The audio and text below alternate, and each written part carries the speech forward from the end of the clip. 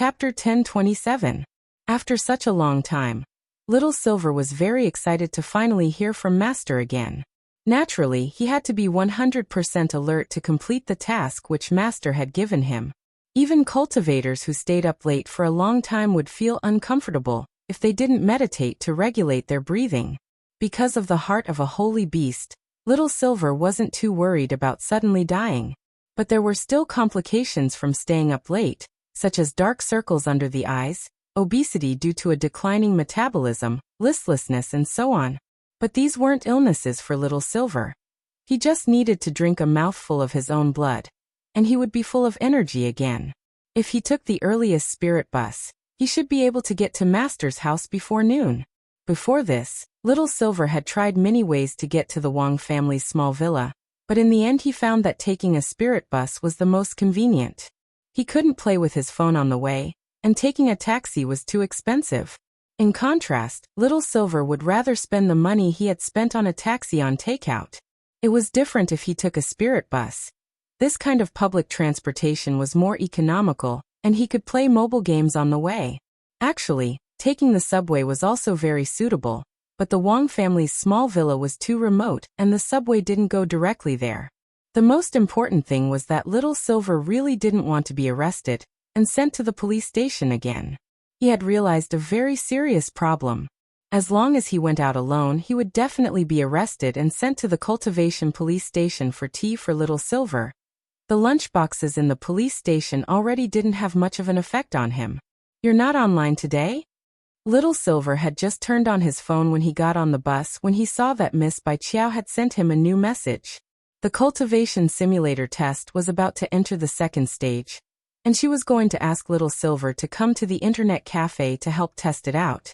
Naturally, Little Silver's answer was Little Silver's refusal. "No, Master is looking for me today." "All right." Bai Chiao expressed her understanding. "Then I'll go look for old Guang and your boss." The boss she was referring to was Beast King, which was a covert title everyone had come up with after some discussion.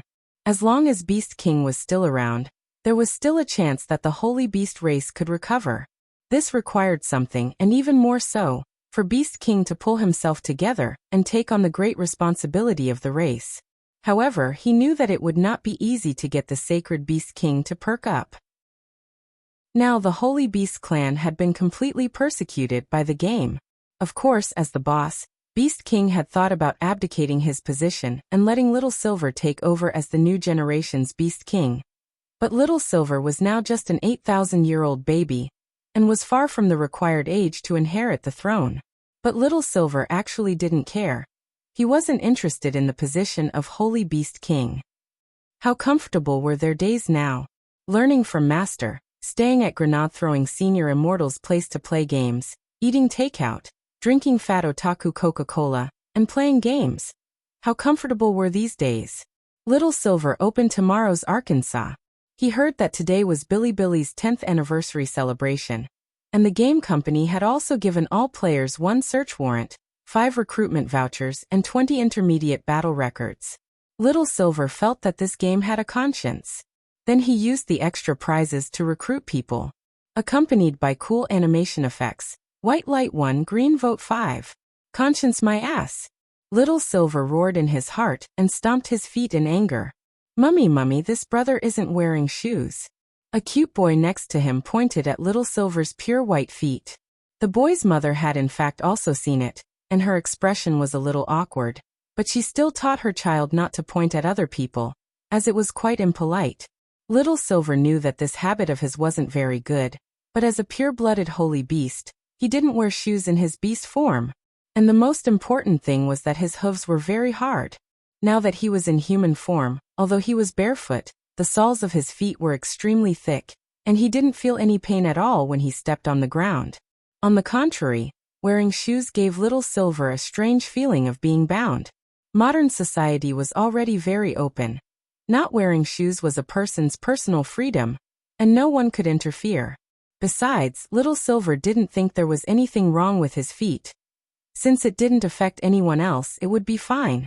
Just as he was thinking this, an extremely strong stench suddenly wafted from the back seat of Little Silver's car. It was a white-collar worker in a black suit.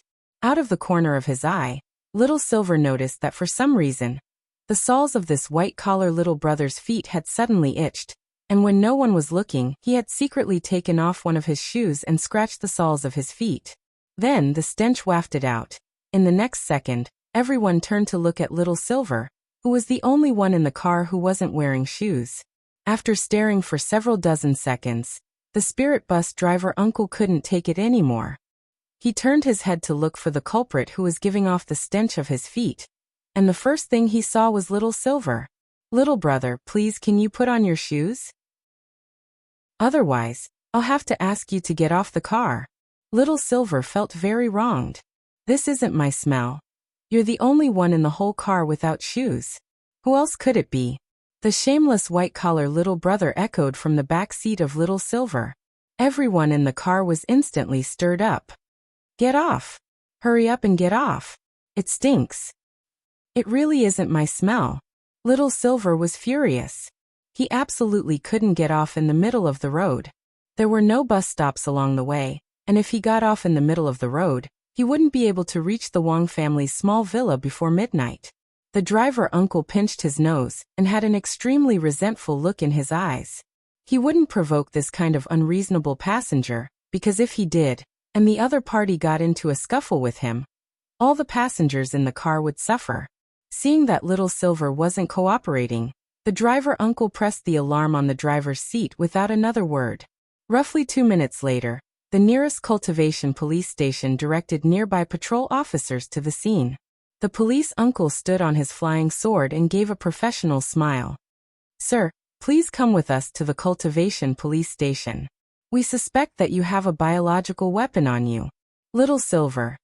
Wang Ling called Little Silver over, intending to work with Loopy Toad to search for the whereabouts of the Black Shadow Army, and help the teachers of number 60 High find the remaining fragments of the Jade Scroll of school history. In fact, the appearance of the Black Shadow Army on the streets naturally attracted the attention of the cultivation police station. The Black Shadow Army and a large number of killers had acted at the same time, but hadn't harmed a single person on the streets. It wouldn't be an exaggeration to call this a conspiracy. After the incident that day, Teacher Pan, Lotus Sun and Feather Lin were all taken to the cultivation police station for statements. After some detailed questioning, the three of them returned home. Officer Gao at the police station studied the statements until the next day. He felt that there was something fishy about this matter, and perhaps he should report it to the higher-ups. Just as he was about to make a call, a familiar figure flashed past his office at the door. "Brother at the door, wait." Gao Mu felt that he had seen a familiar figure. The patrol officer in charge of escorting Little Silver came in. "It's like this, we just found something on the spirit car." "Found my ass. Hurry up and let him go." This was the nth time that Officer Gao Tian had seen Little Silver enter the police station. Furthermore, every time Little Silver entered the police station, the result of the investigation was that it was a misunderstanding. Of course, this wasn't the most important thing. The most important thing was that the police station would lose a lot of bento boxes. The police officer in charge of patrolling was clearly puzzled. Seeing that it was Officer Gao in the office, Little Silver was delighted. "Ahahaha. So it's Officer Gao. Why are you here at this branch? Weren't you from the Anning District Cultivation Police Station?" I was promoted." "Congratulations. Since it's appreciated. Does that mean that the police canteen in this district is bigger? Do you have any new bento boxes? Give me 20 of them, thank you." King want a foot after giving me an inch? The corners of Officer Gao's mouth twitched. "No, you don't investigate the truth clearly every time, and arrest me because of a misunderstanding. I don't want compensation for mental damage, I just want to eat some food. Is that too much? Officer Gao. Tianjin." Chapter 1028. Since entering the era of national cultivation, the advent of order meant that the cultivation world was no longer a place where the strong were revered and strength ruled. In this era, cultivation level did not mean everything. If a powerful cultivator violated the morality of human relations, and violated the rules and regulations, he would also be severely punished. Peace. This was the main theme for all cultivators on Earth to work together for development. But under this main theme, there were always some people who liked to take risks out of desperation and break the law. Thus, there was a need for the cultivation police to exist. In addition to specially assigned civilian policemen, the cultivation police also had a powerful cultivator patrol team under the banner of the cultivation police, the Immortal Arts Mobile Squad. This was the most basic profession in the cultivation police, and represented a large number of patrol officers. They flew on flying swords and dutifully patrolled a fixed area every day to protect the safety of the city. And the moment they received an alert, they could immediately dispatch personnel to check out the situation. Back then, Audiobook had actually also been a member of the Immortal Arts Mobile Squad. To enter the government department, most cultivators had to start with the Immortal Arts Mobile Squad. It was just that Audiobook had been luckier. He had just passed the cultivation police's assessment after graduating from university, and received his Immortal Arts Mobile Squad intern certificate when the gate between worlds descended. And then, there was no then. At that time, Audiobook had become a hero of the times. As for Officer Gao Tian, he wasn't as lucky as Audiobook, but his luck had taken a turn for the better. Although Officer Gao had always felt that running into Mr. Little Silver was an ill-fated fate, in some sense, he had to admit that ever since he had met this Mr. Little Silver, his career seemed to have gone a lot smoother. It had taken him 5 years to be promoted from the Immortal Arts Mobile Squad to a second-class police officer in the police station. He didn't have to go out in public every day, and was instead responsible for handling reports from nearby residents. Then, it had taken him another 5 years to be promoted from a second-class police officer to a first-line police officer, and he was in charge of handling online public opinion in the main office. To put it bluntly, he was in charge of the operation of the official accounts on the major platforms of the local police station, as well as screening for eye-catching rumors from the media online. Occasionally, he would ask a female colleague to come forward and take a selfie to prove that the one running the official account was a beautiful policewoman, and not a rough man sitting in front of the computer every day with instant noodles in his hands. Of course, there were times when colleagues from other departments weren't free, and Gao Tian had to help out. He was in charge of interrogations. For example, during the interrogation of Little Silver, Officer Gao had taken the initiative to help out, which was how they had run into each other. As an outstanding first-class cultivator police officer, Officer Gao enjoyed the work day after day even though it looked very boring. A Class 1 police officer could be promoted online to a Class 1 superintendent with his own office. Gao Tian originally thought that he would need to spend another 5 or even 10 years to reach that step. In the end, he hadn't expected the leader to suddenly call him up one day after arresting Little Silver twice. When Officer Gao received the call, she was excited. The officer on the other end of the line told him that due to personnel changes, there happened to be an empty superintendent position in another district. After careful screening by the higher-ups, they found that he had the best merit points and overall performance, so he was promoted. Gao Tian didn't know if this had anything to do with Little Silver. However, there was indeed a saying, silver unicorns would bring luck to the people around them. This luck was like a Wi-Fi signal that spread out, allowing others to absorb this luck. Thus, after other people absorbed Little Silver's luck, Little Silver himself would become very unlucky. This was also the reason why Little Silver was sent to the police station every time he went out. Because there were too many people around him. They sucked away his luck. On the contrary, it wouldn't be a problem for him to stay at home and be a fat shut-in. In the end, Gao Tian used his meal card to order 20 portions of canteen lunchboxes for Little Silver. Little Silver was actually right. They had caught the wrong person, so they had to make it up to him. Besides, this brother Little Silver indeed didn't have foot odor after being verified. When they bought the lunchboxes, Gao Tian took Little Silver to a pond next to the police station to verify it. If it really was the kind of stinky feet that reeked to the heavens, the fish in the pond would definitely turn belly up. In the end, not only were there no dead fish, a few lotus flowers instantly bloomed in the pond, stunning all the police officers. If you're done eating, hurry up and leave. Gao Tian put a pile of lunchboxes in front of Little Silver in a bad mood, looking as if he had already lost to Little Silver. He knew that given Little Silver's appetite, A mere 20 portions might not even be enough. Little Silver didn't stand on ceremony.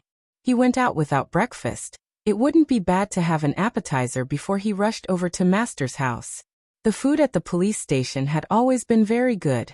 Even if he had already eaten it, Little Silver still thought it was delicious, because these lunchboxes were free. Little Silver knew that it might be a little shameless to say this, but was there anything more delicious than free food? As Little Silver ate, he saw Gao Tian's frowning face. In fact, Gao Tian currently had 2 cases to deal with. One was the large-scale collision between killers and a mysterious force that had taken place in his jurisdiction yesterday.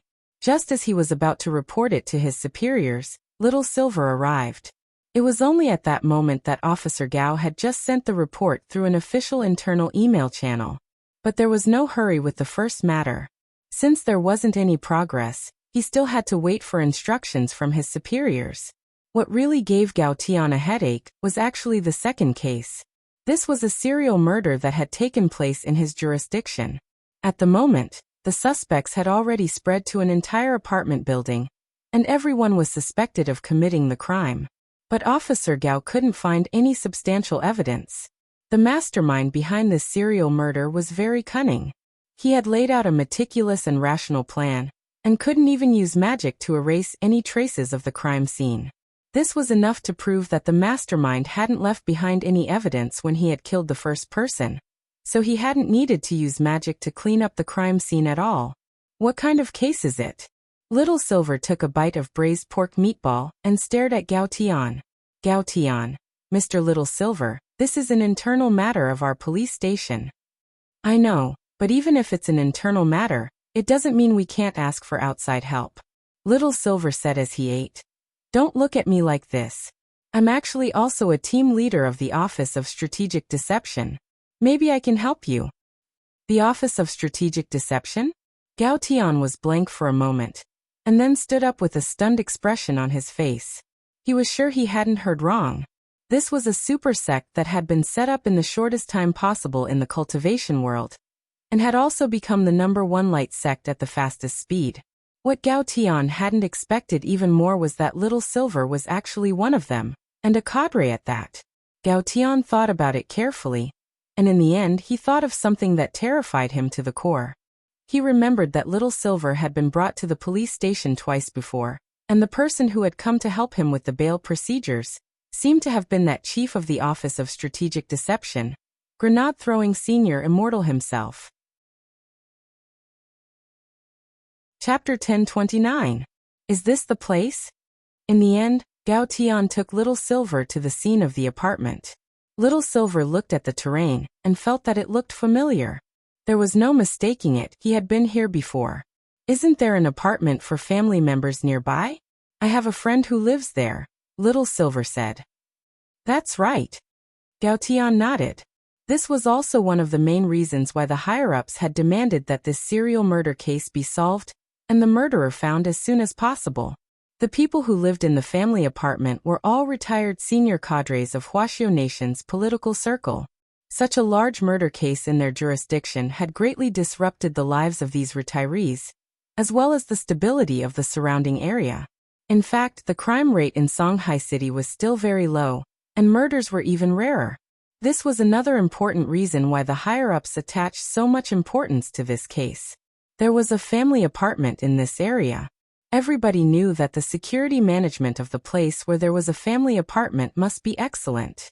However, knowing that there was a family apartment, the murderer still chose to take action in this area. It was obvious that he was extremely confident in his means of committing the crime. It could even be said that this was a judicial provocation that despised the laws and disciplines of the cultivation world. Little Silver and Gao Tian stood at the entrance of the apartment building, which had 6 floors in total, and was called Divine Leisure Apartment. Take me in to have a look. Little Silver took out his phone to look at the time. Are you in a hurry? I have to go to East Huang Road before 12. So we just need to solve the case before 11 o'clock. Gao Tian sucked in a breath. It was already 9 o'clock. Solve the case in 2 hours? Who did you think you were, Detective Conan? Even Conan needed 20 minutes. But now that things had come to this, Gao Tian felt that it was good to let Little Silver have a look. In any case, he was here to reinvestigate the crime scene. When he entered the residential building, Little Silver noticed that the security office had already set up a temporary police station downstairs. When several police officers saw Gao Tian, they stood at attention and saluted him. "Captain Gao, are you all registered?" "Everything is going according to plan," replied a police officer. Since there was no conclusive evidence, all the residents in the building were listed as suspects, and their movements were monitored. They had to register when they went out, and when they came back until the suspect was found. On one hand, this measure was to find clues about the murderer, and on the other hand, it was in fact to protect the safety of the other residents. Since there was a police station downstairs, the murderer presumably wouldn't have the guts to commit another murder in the short term. "Give me a police officer pass," said Gao Tian. The officer at the police station helped Little Silver register, and then gave him a badge. "Captain Gao, may I ask what this is?" "I've hired an outside expert from the Office of Strategic Deception.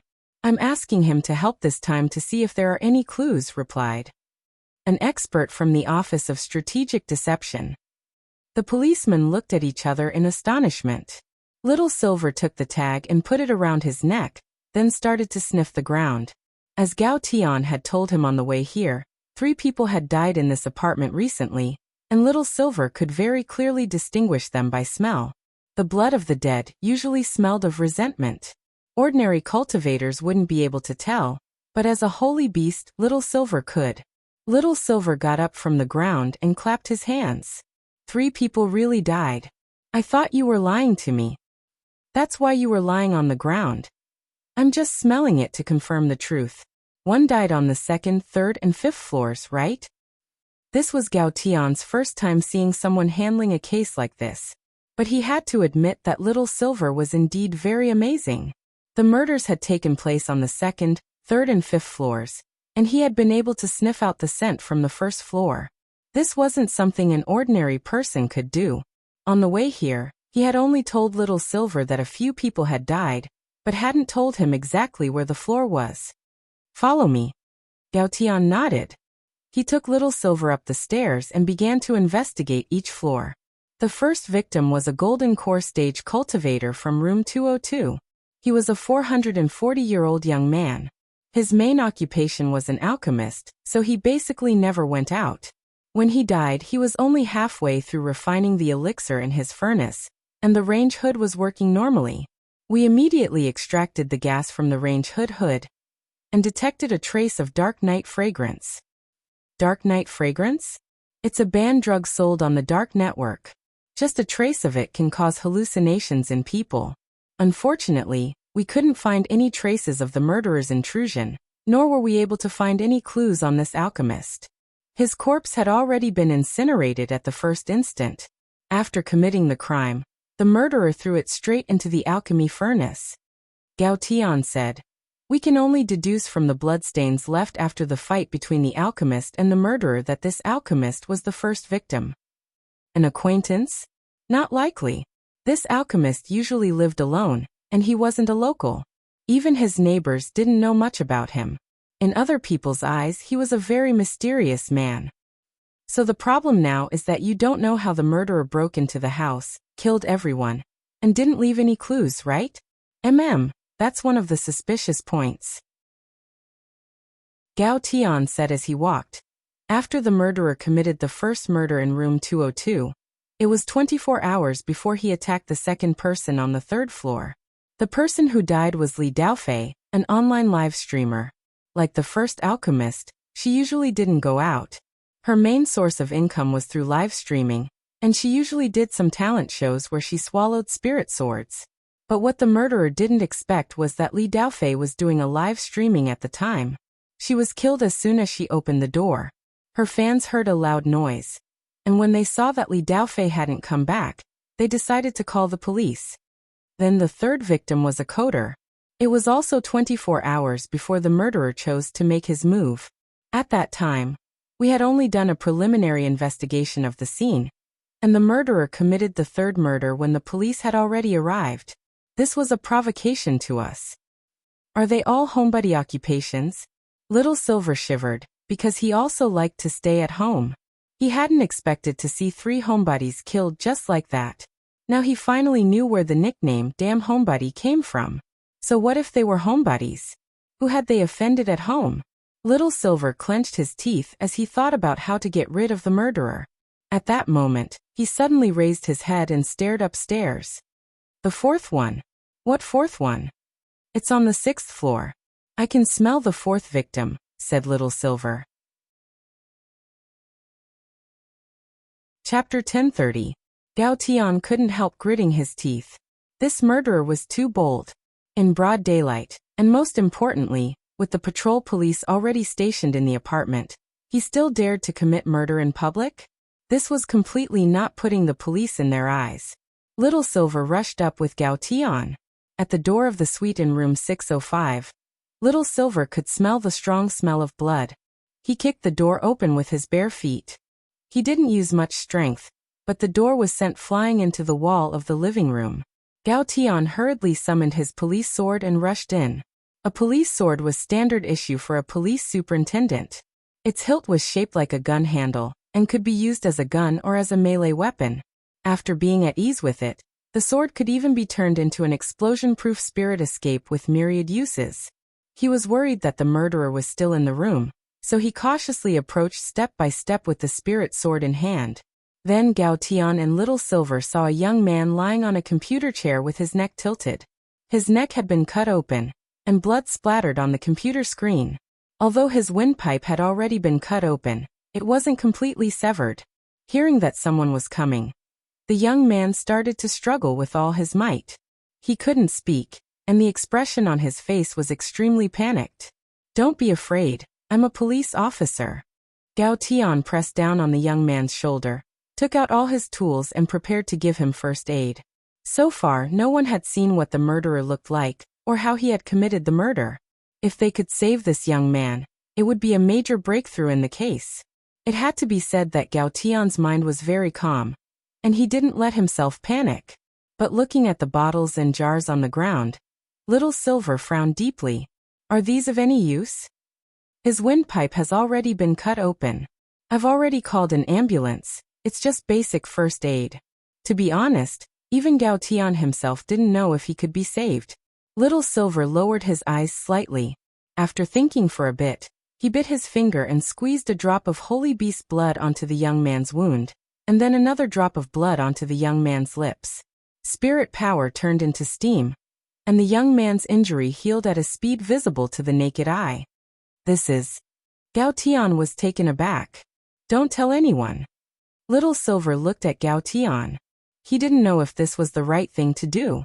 After all, using one's own blood to treat an outsider risked exposing one's identity. Thanks. Gao Tian nodded and didn't say anything else. 2 drops of holy beast blood pulled the young man back from the brink of death. He was horrified, but at the same time, he was grateful. Fortunately, he did not see how he was saved. He only felt that the silver-haired man behind him seemed to have dripped something on his wound. After that, he seemed to have come back to life, and his breathing began to become smooth. He must have used some kind of secret medicine on me, the young man thought. As a person who had walked on the edge of hell, the young man would not think so much. He did not care how he was saved at all. He only knew that he was lucky to have survived. Gao Tian then began to question the young man in danger. He turned on the recording function of the police sword, and after entering the recording mode, the sword began to flash red. Little Silver's lips twitched. This sword was too omnipotent. What's your name? Age? Work? My name is Shen Guangrong. This year, I graduated from a Jindan University. Now, I'm doing my graduation design at home. What major? Spirit Sword Design major. I'm in the Magic Treasure Design department. I specialize in designing the shape of magic treasures. Gao Tian nodded. Don't be afraid. We're here, so the murderer won't do anything to you. Tell me what on earth happened just now. The young man clenched his fists and started to sweat on his forehead. To be honest, his encounter just now had been too fast. It had almost happened in the blink of an eye, and he had no idea what had happened at all. Unfortunately, officer, I didn't see the murderer clearly, Shen Guangrong said.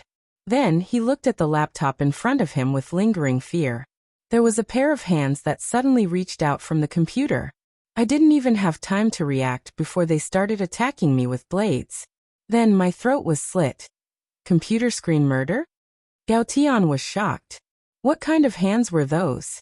Those hands were hairy and a little black. They looked like the hands of a middle-aged man. The nails were very long, and there were some bloodstains between the nails. It looks like it should be the same murderer. Based on the details provided by classmate Shen Guangrong, Gao Tian determined that the person who had attacked Shen Guangrong this time was the murder suspect in this serial murder case. Judging from the description of the hands, this should be a dark-skinned man who was about 1.7 meters tall and weighed about 130 kg. The murderer hadn't cleaned the bloodstains between the nails. He probably regarded them as something like a metal and couldn't bear to wash them off. From this, Gao Tian determined that this murderer was 100% mentally ill. But to kill someone through a screen, Gao Tian had indeed never encountered such a method before. There were many methods in the cultivation world. To kill someone through a screen, one had to transform one's body into spirit fiber. It wasn't that there weren't such spells, since many delivery companies in the cultivation world already had a screen transmission service. But the problem was that the transmission was inanimate. To break down a person's body into something as ethereal as spirit fiber, and then reassemble it on the other side of the screen. In Gao Tian's opinion, this was simply playing with fire. Furthermore, given Songhai City's level of cultivation technology, the network police at the terminal would be able to detect it in an instant if a live body was really transmitted through a screen. Gao Tian already knew the murderer's modus operandi. Indeed, killing someone through a screen could be done silently, and without leaving the slightest trace. But there were still some inexplicable suspicious points in this murder case. For example, the murderer had slit the throat of the college student Shen Guangrong who had just been in danger, which was very similar to the coder who had died on the 5th floor. However, this didn't match the alchemist and the female online live streamer who had died first. The alchemist's house was decorated in a classical style, and there wasn't anything like a computer screen. If the murderer had wanted to break in, there had to be other methods. As for the female online live streamer, if she had really been killed through a screen, she would have died in front of the audience. In fact, it was confirmed that she had been killed when she had opened the door. Was it really possible for the same murderer to use two completely different killing methods? Was it to confuse the public? Or were there actually two murderers from the beginning? Chapter 1031. There were two murderers. Gao Tian felt that he wasn't far from the truth. To be honest, if it hadn't been for Little Silver, they might still have been fooled by this suspect. Now that they knew the suspect's modus operandi, everything seemed to fall into place. The next step was for the police to get busy. The next step was to cast a net and set up a trap, so that the suspect would take the initiative to offer himself into the trap. Thanks to Little Silver, Gao Tian was already able to produce the first phase of the murder investigation report when he returned to the police station that day.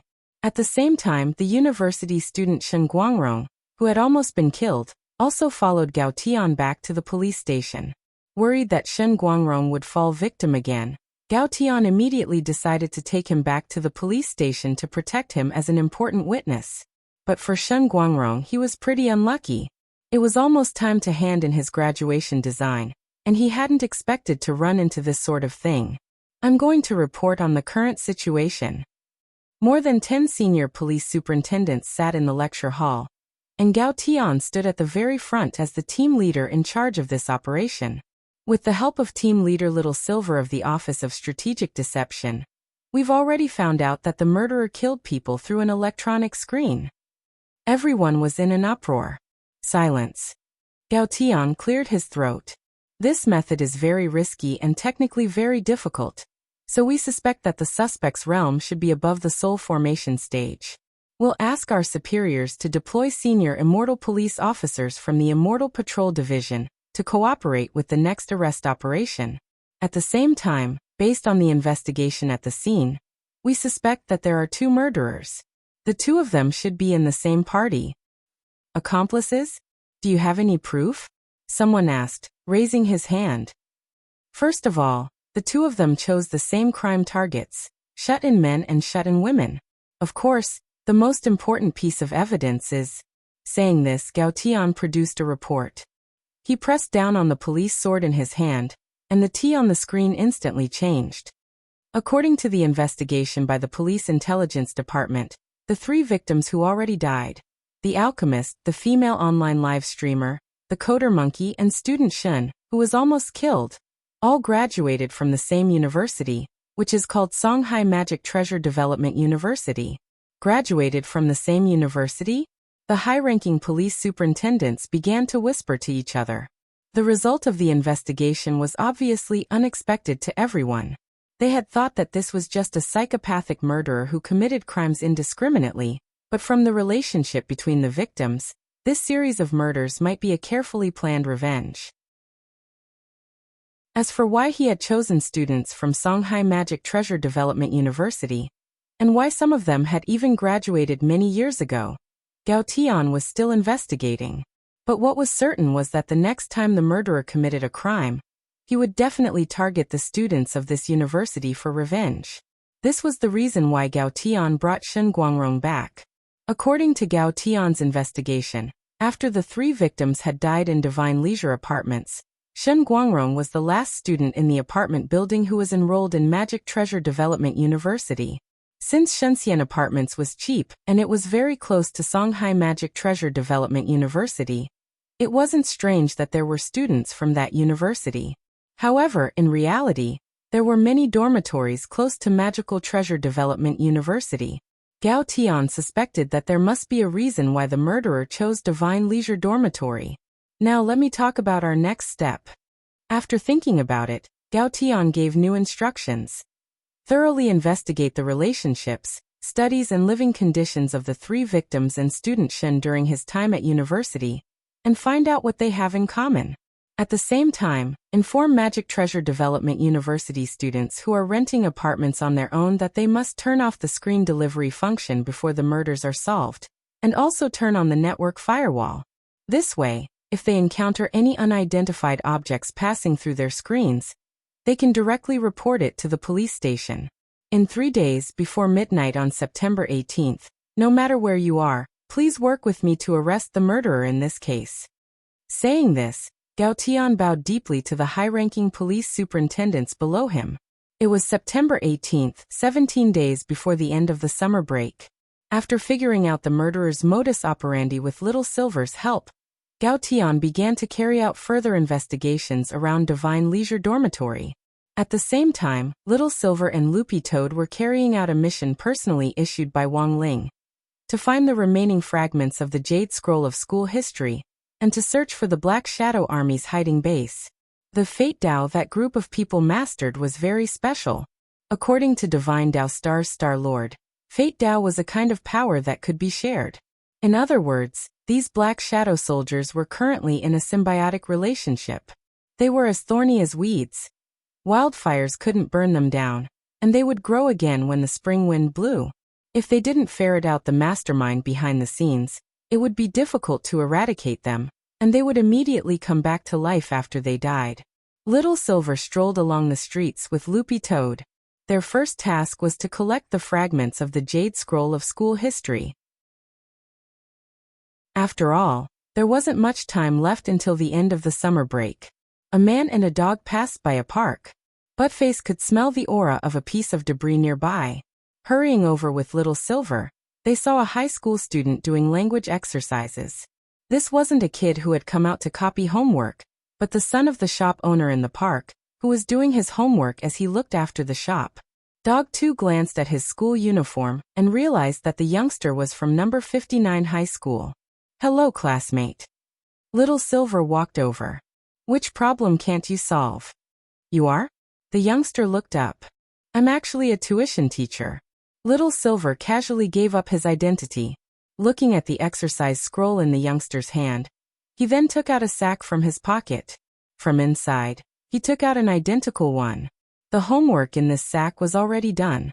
Pen and eraser, these two gremlins, had spent the whole night doing nearly 1,000 copies of their summer vacation homework, which included all the major exercises that high school students would encounter during the break. As for their ultimate goal, it was very obvious: to trade, exchanging the completed homework for the unfinished ones. Provided that the jade scroll of school history fragment that Little Silver and the others were looking for was in that homework. I have some completed ones here. Do you want to trade? Little Silver took out the exercise scroll and handed it over. The youngster opened it and looked at the neat handwriting on the scroll. The answers were correct, but at the same time he was a little hesitant. Is this okay? Teachers generally don't check summer vacation homework. It's fine as long as you finish it. Also, the homework is written in square regular script, which is relatively easy to imitate if you write it seriously. Little Silver tricked him. Look at you, you've been struggling for so long with just one question. Then he glanced at the paper the youngster was working on. It was a connecting question. The question was, which profession did the following 8 soul questions correspond to?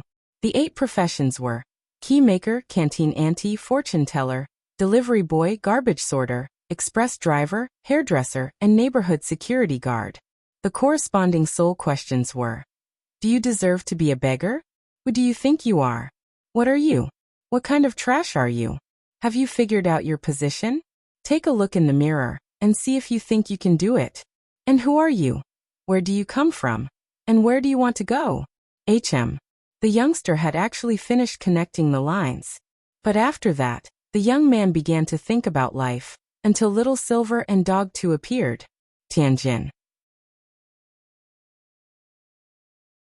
Chapter 1032. Little Silver and Loopy Toad believed that anyone who saw these 8 questions of the soul would ponder deeply about their own lives. As far as Little Silver was concerned, he actually felt that this question was quite up to date with the times. Ever since the pilot project in Songhai City had started in the last few months, the entire city's citizens had been busy sorting out garbage. Bastard, you still want to find me? They might even seize your spirit sword on the spot and make you help pick up rubbish in the city. You'd only be done after picking up 5 kilograms of rubbish. Therefore, if you saw a person carrying a black sack in the middle of the night, acting suspiciously, this person might not be a thief, but someone who came out to throw rubbish. If you don't throw the garbage at this time, there will be a row of garbage sorting aunties standing in front of the garbage room in the morning waiting for you with a smile on their faces. They will ask you, "What kind of garbage are you?" Thank you for your cooperation. Little Silver successfully exchanged Chinese test papers with student Shen Guangrong from number 59 high school. Student Shen was overjoyed. Can I change my other homework too? Little Silver glanced at student Shen. Do the rest yourself. Didn't your mother teach you not to be opportunistic and take advantage of the situation? Student Shen. Little Silver. How can you improve without doing homework? If you don't improve, how are you going to get into a good university? If you don't get into a good university, how are you going to reach the pinnacle of your life? How are you going to marry a rich and beautiful woman? Then student Shen fell into deep thought again. In any case, he had already gotten what he wanted, so Little Silver didn't think he was going overboard. Being opportunistic was wrong in itself. Dog 2 found a secluded spot at the entrance of the little shop in the park and drew up a transmission array. The specific coordinates were Headmaster Chen's office. After receiving the homework, they wouldn't choose to take it with them, because doing so might attract the attention of the number 60 high teachers who were hiding nearby. Thus, Little Silver and Loopy Toad had already come up with a plan. They would send one back whenever they collected a book. In any case, the magic array used for item transmission wasn't complicated. They just needed to know the coordinates. Loopy Toad stretched out its dog paw and injected spirit energy into its nail. It then drew a fairly smooth circle in the dirt, and then directly used its nail to carve words into the circle. As everyone knew, the hardest part of drawing an array was not carving out words, but drawing circles. If the circle wasn't perfectly drawn, the formation wouldn't be able to activate properly. Therefore, drawing circles was a basic lesson for array masters. It tested the stability of one's hand. Whether an array master was strong or not could be seen from the stage of drawing circles. Powerful array masters have many ways to draw circles. Not only can they draw circles, but they can also draw them quickly. The Sky-Swallowing Toad clan was one of the few powerful Demon King clans in the demon world known for their support of phantons. Arrays were actually one of the compulsory subjects for the Sky-Swallowing Toad clan. Hence, Loopy Toad was in fact already very skilled at drawing magic arrays. The whole process took less than 2 minutes. Loopy Toad then put the language test paper into the magic array. It recited a spell and formed a seal with its paw. In a flash of golden light, the language test paper was accurately teleported to Headmaster Chen's office. Loopy Toad then dug up the dirt on the side to cover up the magic array. After confirming that there was nothing wrong, it turned its head and said to Little Silver, "Let's go to the next house." At noon, Loopy Toad took Little Silver to the vicinity of a university. At the school gate, several courier little brothers were fretting. They were in a hurry to make their next order, but they couldn't get in touch with the school's recipient for a long time. Little Silver moved closer to take a look, and saw clearly that the school's stone tablet said, Songhai Magic Treasure Development University. So this is it. Little Silver sighed. "What's wrong?" asked Loopy Toad. "It's the university I told you about yesterday that the serial killer is targeting," Little Silver replied in a low voice. Loopy Toad nodded and instantly understood. Because the killer had committed the crime through a screen, the convenient delivery function of the entire school had been cut off to ensure the safety of the students while the killer hadn't been apprehended. If the students wanted to receive their packages, they could only follow the old method of having the courier place the packages at the school gate at noon and wait for people to pick them up. Of course, the most troublesome thing was that these packages didn't have real names. For the sake of privacy and safety, some students used their own netizens. As Little Silver and Loopy Toad drew closer, they saw several courier little brothers shouting at the school gate at the top of their lungs. "I'm the daddy you'll never get. I'm the daddy you'll never get. Hurry up and pick up your package. Crossdresser, Crossdresser, I have your package. Hurry up and pick it up. I'm leaving right now. Oniai-chan, I have your package." In a few short minutes, there were all kinds of fancy recipient names. Everyone. "Are you sure the fragment is here? This is a university." Little Silver stood at the gate and looked around, a little hesitant about whether to go in or not. He suspected that Loopy Toad had gotten the wrong location. "There's no mistaking it, it's here." Loopy Toad shook its head. It was very confident in its sense of smell. Little Silver followed Dog 2 inside. The security uncle was going to stop them at first, but when he saw the medal on Little Silver's chest, he immediately stopped. This was a custom-made medal for the team leader of the Office of Strategic Deception. As the Light Force ranked first in overall strength in Wuxia Nation, the Office of Strategic Deception's reputation was already known throughout the country. The security uncle couldn't figure out which higher-up of the Office of Strategic Deception Little Silver was, but after recognizing the medal, he didn't stop him. Grenade-throwing Senior Immortal had given the medal to prevent Little Silver from being taken into the police station again when he was walking alone on the street. As it turned out, the medal was even more useful than Little Silver had imagined. The canteen up ahead. Loopy Toad led Little Silver forward. As they approached the canteen entrance, Little Silver's gaze focused on a university student who was riding at a tremendous speed. There was no doubt that this was a female university student from Magic Treasure Development University. Next to her seat was a thick stack of high school exercise papers. "What are you doing?" Loopy Toad was blank at this scene. A university student doing a high school student's homework. Little Silver could only think of one possibility. He slowly walked over and stared at the long-haired girl who was riding at a tremendous speed. The girl's meal card was still on the table, and Little Silver almost immediately saw the girl's name. Lin Shiryao. "Are you helping someone else with their homework?" Little Silver asked. Lin Shiryao tucked back her long hair and raised her head to give Little Silver a lazy look. "It's 100 yuan for an ordinary subject exercise book, 200 yuan for an accurate copy of the subject exercise book, and 100 yuan for an examination paper." After saying that, Lin Shiryao took out a QR code from around her neck and put it on the table. "Scan the code to pay, and I'll get everything done today." Little Silver and Loopy Toad. Chapter 1033. It was obvious that this wasn't Lin Shiyao's first time doing this, but she was very open and frank. Ghostwriting homework was originally a job she did behind the scenes, but this girl actually didn't shy away from taking orders in the canteen at all.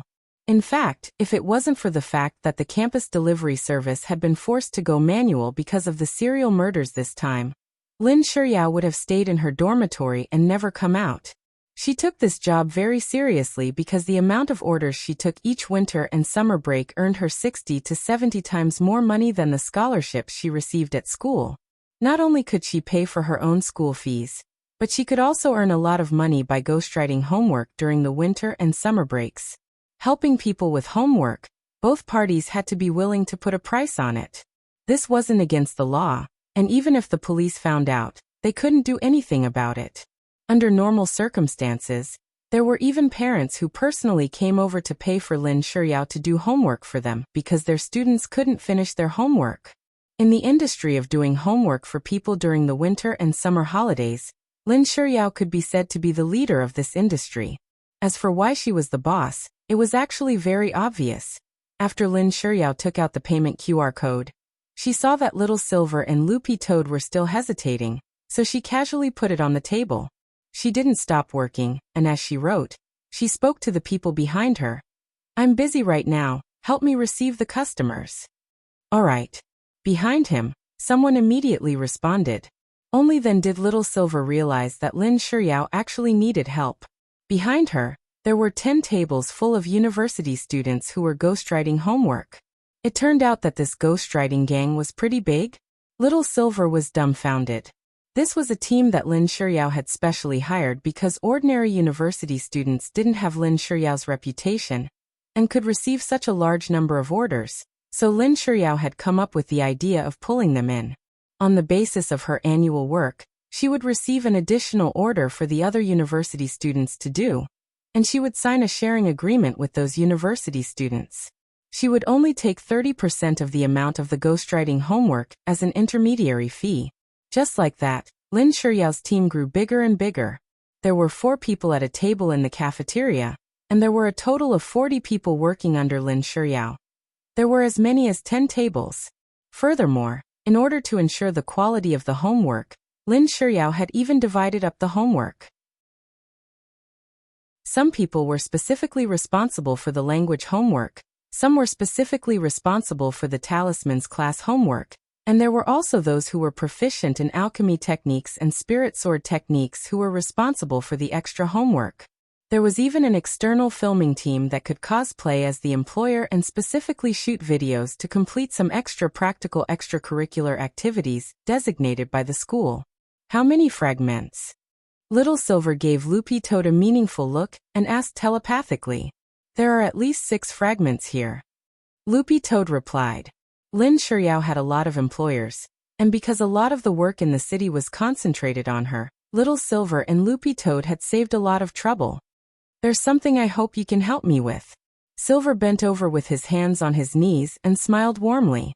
Buttface jumped onto a chair in the canteen and sat there obediently, wagging his tail as he stared at Lin Shiyao. Miss Lin glanced at Little Silver and Loopy Toad, but she didn't stop working. Behind her, the person who had been in charge of reception saw that Little Silver had come specifically for Lin Shiyao, and quietly sat back down. "Unfortunately, I'm very busy right now. If you're asking about the serial murder case, I can't tell you right now. A police officer with the surname Gao already asked me about it once, and I don't want to answer him again." Lin Shiyao was a very efficient person. Police officer with the surname Gao? Little Silver was blank. It seemed that Gao Tian had already been here, and had interrogated the school students about the murders. But that wasn't why Little Silver and Loopy Toad were here, so he patiently sat down in front of this Miss Lin. Little Silver had plenty of time to wait.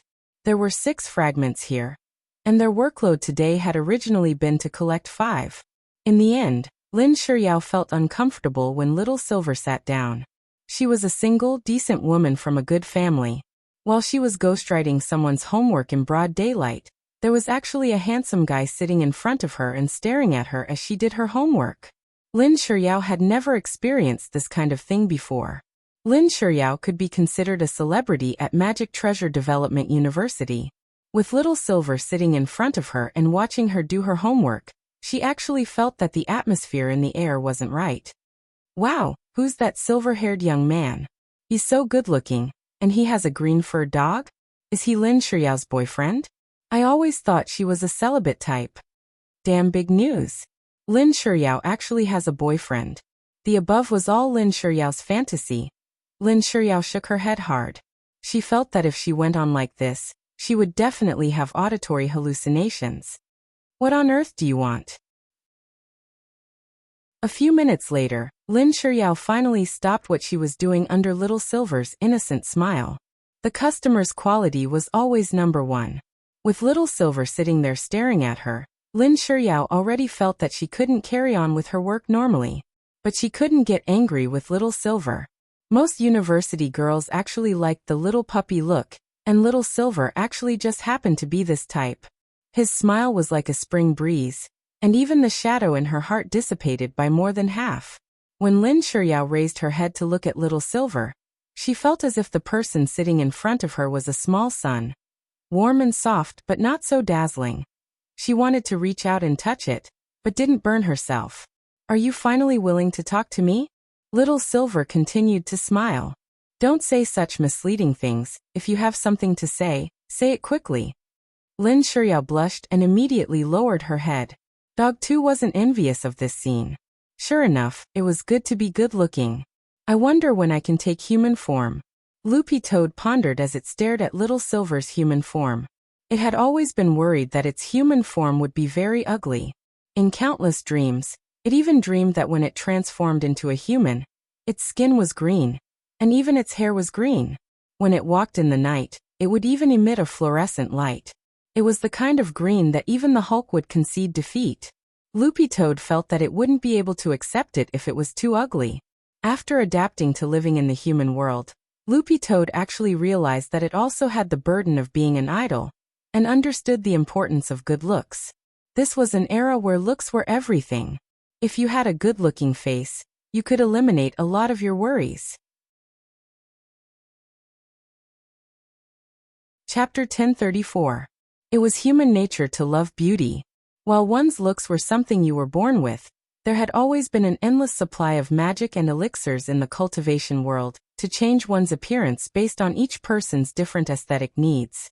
Cultivators didn't need to use a knife at all for cosmetic surgery, and it was very safe. Youth Retaining Pill. It can optimize your original facial features to a certain extent, improve the condition of your skin, and make you look younger. Among them, Huagua Water Curtain Group's Youth Retaining Pill was the most famous. Of course, if you wanted to completely change your appearance, you could use a face-shaping pill. Within half an hour after taking it, your face would be as malleable as plasticine. However, face-shaping pills weren't usually sold to the public. This was a hospital cosmetic department's allocation, and the doctors responsible for shaping the face had to pass a face-shaping exam and obtain the relevant qualification certificate before they could use it. The truth was that Loopy Toad wasn't worried about how ugly it would be in human form. It was worried that its hair would be very strange. There were a lot of green-haired men in cartoons, but if they were in real life, they would definitely look very strange. Of course, the fear of being ugly was not something everyone had. For example, little Master Ling was worried that he was too handsome, and had forcibly pulled his appearance down to average standards. Face was something you were born with. Loopy Toad stared at Lin Shiryao. Although it had only known Lin Shiryao for a few short minutes, it could already feel the charm of this good-looking straight-A student. A group of college students doing homework for someone else taking orders in the school cafeteria with great fanfare was definitely a beautiful sight. Letting little Silver continue to stay here would disturb her work, so Lin Shiryao listened to his request patiently. Little Silver didn't go into detail, and just told Miss Lin that for some reason, they needed to exchange some specific exercise books and test papers. Lin Shiryao took the exercise books from little Silver's hands and stared at them. The handwriting was neat and extremely beautiful. Furthermore, Lin Shiryao had never seen the handwriting on them before. Thus, Lin Shiryao agreed to little Silver's request. It's up to you how much you want to exchange. Then she buried her head in her homework again. Thank you. The exchange was a success. Little Silver and Loopy Toad were pleasantly surprised to receive 6 fragments in one go. Out of the corner of her eye, Lin Shiryao sized up the 4 test papers and 2 exercise books which Little Silver had exchanged, and couldn't help feeling an itch in her heart. Brooding over the beautiful handwriting, she suddenly had an idea. She really wanted to meet the owner of such beautiful handwriting. Who wrote this homework? Lin Shiryao asked without raising her head. To be exact, Master wrote it, Little Silver replied. He was well aware that pen and eraser, these 2 gremlins, were merely acting on Little Master Ling's will. While they would help Little Master Ling with his homework, there were also rigid rules. 1. The homework must be questions that he has already completely mastered. 2. The 2 gremlins, eraser and pen, are unable to help with emotional expression topics such as essays. Apart from these 2 hardcore conditions, the rest were up to Wang Ling. He could even set the handwriting on the exercise books. Most of the exercise books were in square and regular script, but because some of the questions were emotional expressions, Wang Ling had to write them himself since pen and eraser couldn't work together. Although there weren't many questions, it was Wang Ling's handwriting that deeply captured Lin Shiryao's attention. 1 Silver and 1 Dog could see through Miss Lin's thoughts, and they couldn't help sighing in their hearts. It could only be said that Little Master Ling was in the end Little Master Ling. Without even going out, he could casually win over a university girl, and an incomparably beautiful and abstinent female top student. It wasn't strange that they could see through Lin Shiryao's thoughts. Little Silver was a holy beast, while Loopy Toad was a quasi-holy beast. On top of that, the Silver Dog and the Silver Dog had long since comprehended the sacred heart illumination ability from their private conversations. Although this ability wasn't as powerful as Wang Ling's mind-reading ability, which could radiate infinitely far away, it could still read a person's inner thoughts at a close distance. The truth was that Loopy Toad didn't even think it needed the bright Saint Heart ability at all when it came to Lin Shiryao. This kind of young girl, who was still in puberty, could completely betray her inner thoughts with just her expression alone. I don't know what you're looking for, but it looks like the things you're looking for are probably mixed in with this group of children's high school summer vacation homework, right? Lin Shiryao cupped her chin as she tried hard to think of a possible course of action in her mind. Finally, she gritted her teeth. How about this? I'll make a deal with you. I'll increase the number of orders, and help the girls collect as much homework as possible. That way, you might be able to find everything faster. So that's how it works. Little Silver pondered for a moment, but at the same time he was worried that Lin Shiryao wouldn't be able to complete the task as promised. This kind of workload was 100% excessive. You don't have to worry about me. Since I agreed to increase the number of orders, I'm fully confident. Lin Shiryao put down her pen and smiled confidently. Have you heard of the flow of 2 pens? Loopy Toad was blank. Of course it knew about the flow of 2 pens. This was the move that Dopigua used to copy homework in number 60 high school. Moreover, Dopigua had upgraded this move and introduced the flow of 5 pens to copy homework to increase the speed of copying. To tell you the truth, I'm the leader of the flow of 2 pens sect. Lin Shiryao crossed her fingers and began to formally introduce herself to Little Silver and Loopy Toad. After joining our sect, learning the flow of 2 pens is the foundation. As long as I mobilize all the disciples of our sect to use the flow of 2 pens to ghostwrite, the workload will double, Lin Shiryao said. Of course, as the leader of our sect, my highest strength isn't just the flow of 2 pens. After saying that, Lin Shiryao took out all the pens in her pencil case. She held 1 pen between her fingers, and with her 2 hands, she held 8 pens in total. F***K. Flow of 8 pens. Loopy Toad now completely believed in Lin Shiryao's identity as the founder of the Flow of 2 Pens sect. It could only be said that as the founder of the Flow of 2 Pens sect, Lin Shiryao indeed had the qualifications to take on this great responsibility. Writing homework with 8 pens. That speed was simply unimaginable. In Lin Shiryao's eyes, these high school exercises were already as easy as eating and drinking. While using the 8 pens, Lin Shiryao had already transformed into a humanoid typewriter. Like a swordsman, She put all the pens in her hands into the pencil case. Her movements were so smooth it was like an exquisite dance performance. Chapter 1035. Actually, meeting Wang Ling wasn't as complicated as one might imagine. Those who were familiar with him knew that as long as you prepared crispy noodle snacks beforehand, you could even video chat with the beloved Ling Zhenren. Of course, Ling Zhenren wouldn't say a word during the video chat. He would just stare at you with those adorable, round dead fish eyes of his, and thus firmly lock onto your heart.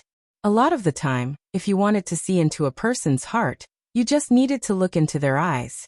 The eyes were the windows to the soul, and Wang Ling was no exception. The truth was that his eyes were a little special because of the king's eye, and his pupils were red. But in the cultivation world, there were plenty of cases of eye colors changing because of different foundation establishment martial arts, so there wasn't anything wrong with having the wrong eye color. Of course, there were some people who deliberately wore cosmetic contact lenses in pursuit of color, which wasn't allowed at school.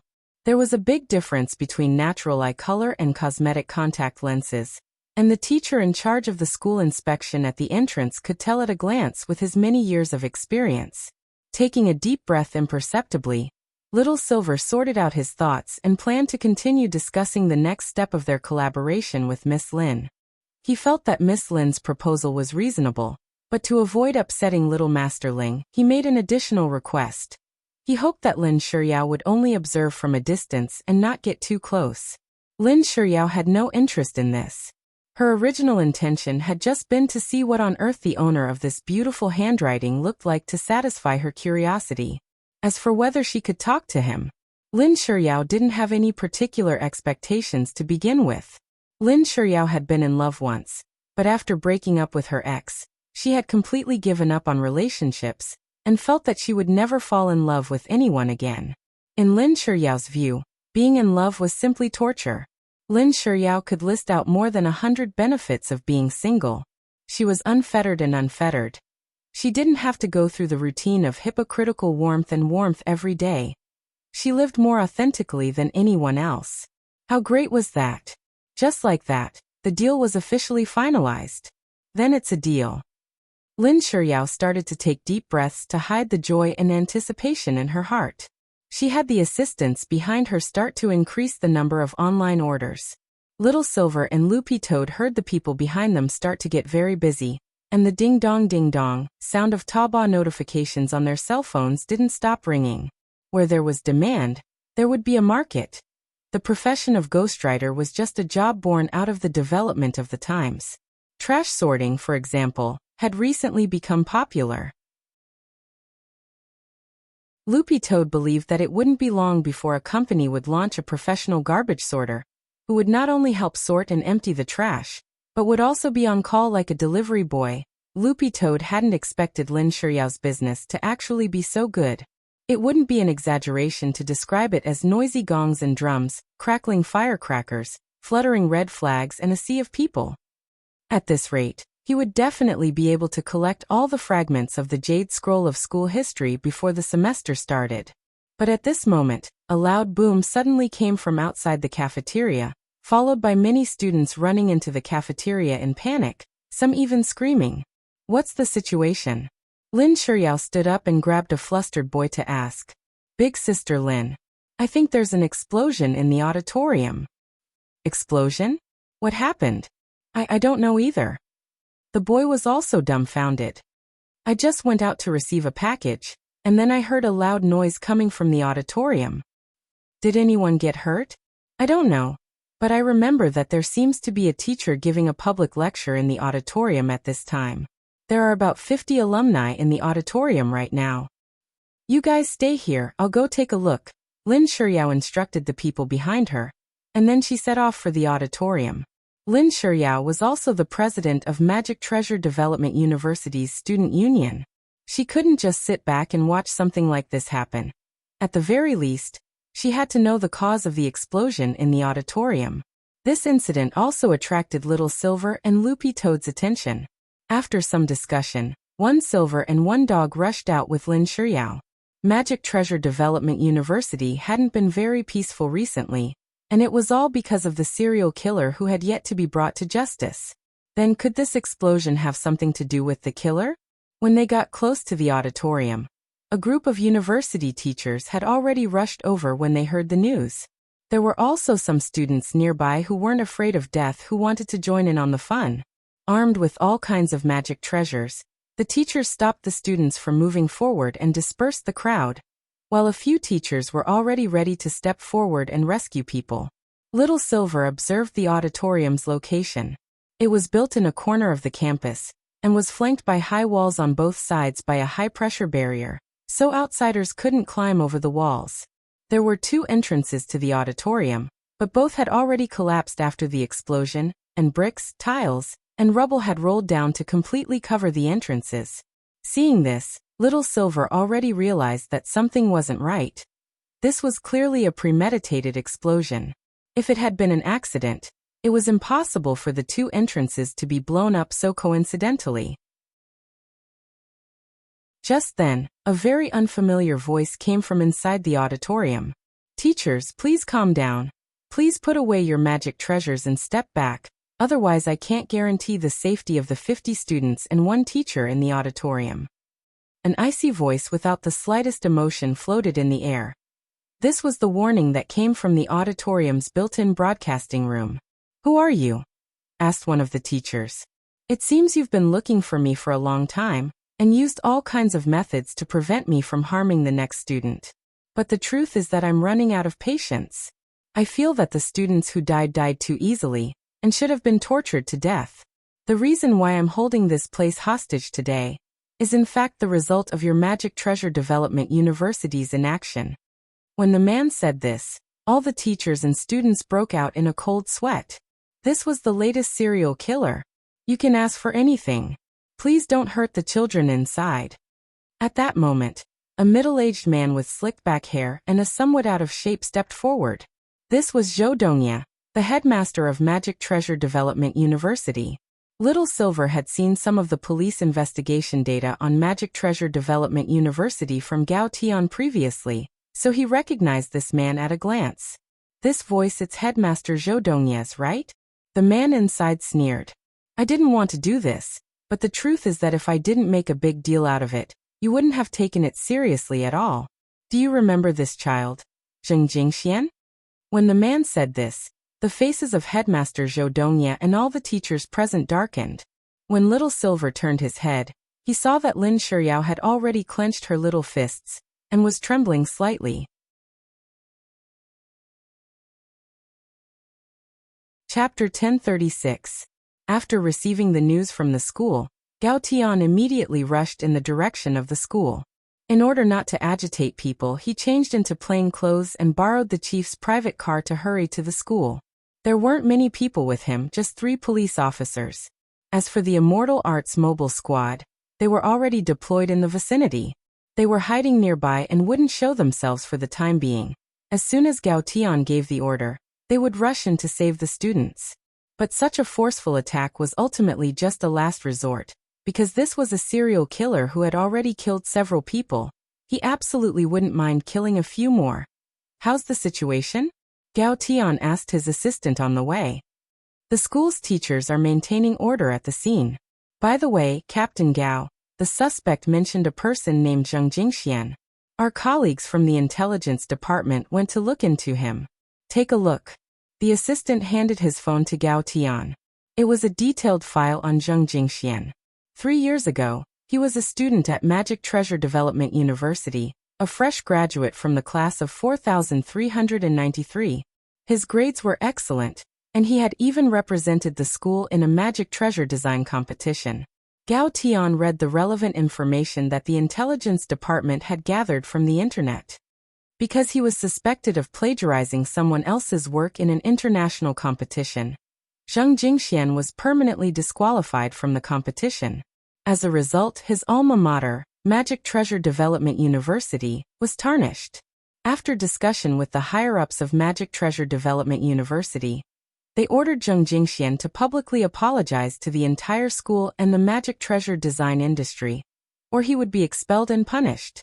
Zheng Jingxian refused to apologize, and after several fruitless attempts at communication, the school issued a disciplinary notice. When the courier delivered the notice to Zhang Jingshuan's rental apartment, he discovered that he had already committed suicide by detonating his golden core. Reading up to this point, Gao Tian rubbed his chin. So that's what happened. In fact, this incident had caused quite a ruckus back then. Gao Tian vaguely remembered that the news that year had been overwhelmingly denouncing Zhang Jingxian. The only thing missing was someone pressing his head down and forcing him to apologize. After Zhang Jingshuan's death, the incident didn't stop there. Online media outlets wrote articles about how Zhang Jingxian was so ashamed that he couldn't bear the pressure and had committed suicide to escape punishment. Then the netizens' comments on Zhang Jingxian began to change. Those who had been clamoring to bring him to justice and wanted nothing more than to hang his corpse on the pillar of shame in history began to sympathize with him, wondering if there was some inside story. But then in less than a week's time, the voices on the internet had disappeared without a trace. No matter how popular it was, it couldn't last more than 7 days. This was Gao Tian's understanding of the modern internet. I remember this case, but I only learned about it 3 years ago. I don't have the right to intervene in this matter. The final police investigation showed that Zhang Jingxian had indeed committed suicide, and a suicide note was found in his home. After identification, it was indeed Zhang Jingshuan's notes. Gao Tian sighed. He didn't expect that after so many years, he would personally come across this case. Perhaps there really was some inside story in the incident back then? Gao Tian guessed. But this was just a guess. He didn't have any proof, and he needed to find more evidence to corroborate the facts back then and restore the truth of the incident. But even if he wanted to investigate, it wouldn't be easy for Gao Tian. It had already been 3 years since the incident, and a lot of the chain of evidence from back then had been broken. Even the rental house where Zhang Jingxian had chosen to commit suicide had been turned into a chess room because no one was living in it. After Gao Tian finished reading the information, he handed the phone back to the assistant on the side, who said, "All in all, this is a student who has tarnished Magic Treasure Development University's reputation. Thus, we've initially pinpointed that the murderer in this murder and hostage case may have been Zhang Jingshuan's parents who started this case out of revenge." After a preliminary investigation, Zhang Jingshuan's parents divorced before his death because they couldn't stand the online abuse. We've already contacted his mother, who is building a relationship with a new boyfriend out of town. We've already asked a colleague out of town to verify the situation, and it should be close to the truth. As for Zhang Jingshuan's father, we're still investigating and can't completely eliminate him from the list of suspects. We have to find his father. Gao Tian nodded. Judging from this incident, Zhang Jingshuan's parents were the most likely suspects. Of course, Gao Tian couldn't completely agree with what his assistant had said. Although Zhang Jingxian was undoubtedly a pillar of shame in the magic treasure design industry, who knew what the truth was like back then? When we arrive at the scene later, don't insult classmate Zhang in such a way as to provoke the criminal. Got it? Gao Tian instructed. Yes, Captain Gao. The accompanying police officers all nodded. What are the criminal's current demands? A little lower. He wants a ransom of 3 million. He's only asking for 3 million for so many hostages. Gao Tian felt that there was something wrong with this suspect's head. But he suddenly remembered something. The prize for first place in the Magic Treasure Design competition that classmate Zhang Jingxian had participated in back then seemed to have been 3 million. Was this a hint from the criminal to them? Gao Tian felt that things were vaguely becoming interesting.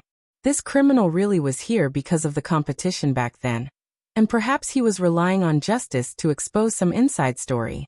But as far as Gao Tian was concerned, this was very stupid. Whether or not there was a secret behind the competition back then, even if there really was an insider behind the scenes, that wasn't a reason for this criminal to kill so many people in a row. The cultivation world was now on the path of the rule of law, and since it was a country governed by the law, it naturally had to follow the heavenly Tao. The weapon used to expose inside stories was the law, not private punishment. Gao Tian would go all out to investigate what happened back then. But he would also arrest this heinous criminal who had killed so many people in a row and hand him over to the law for punishment. Second, he wants Principal Zhou Dongye of Magic Treasure Development University to release the live video of the Magic Treasure Design competition that year.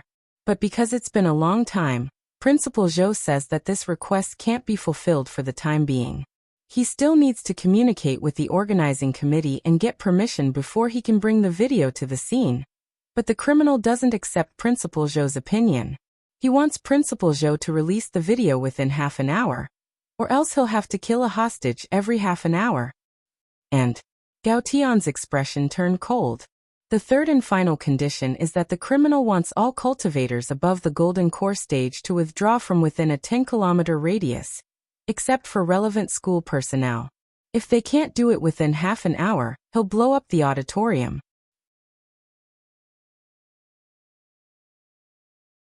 Chapter 1037. There was no doubt that this was an extremely ruthless criminal.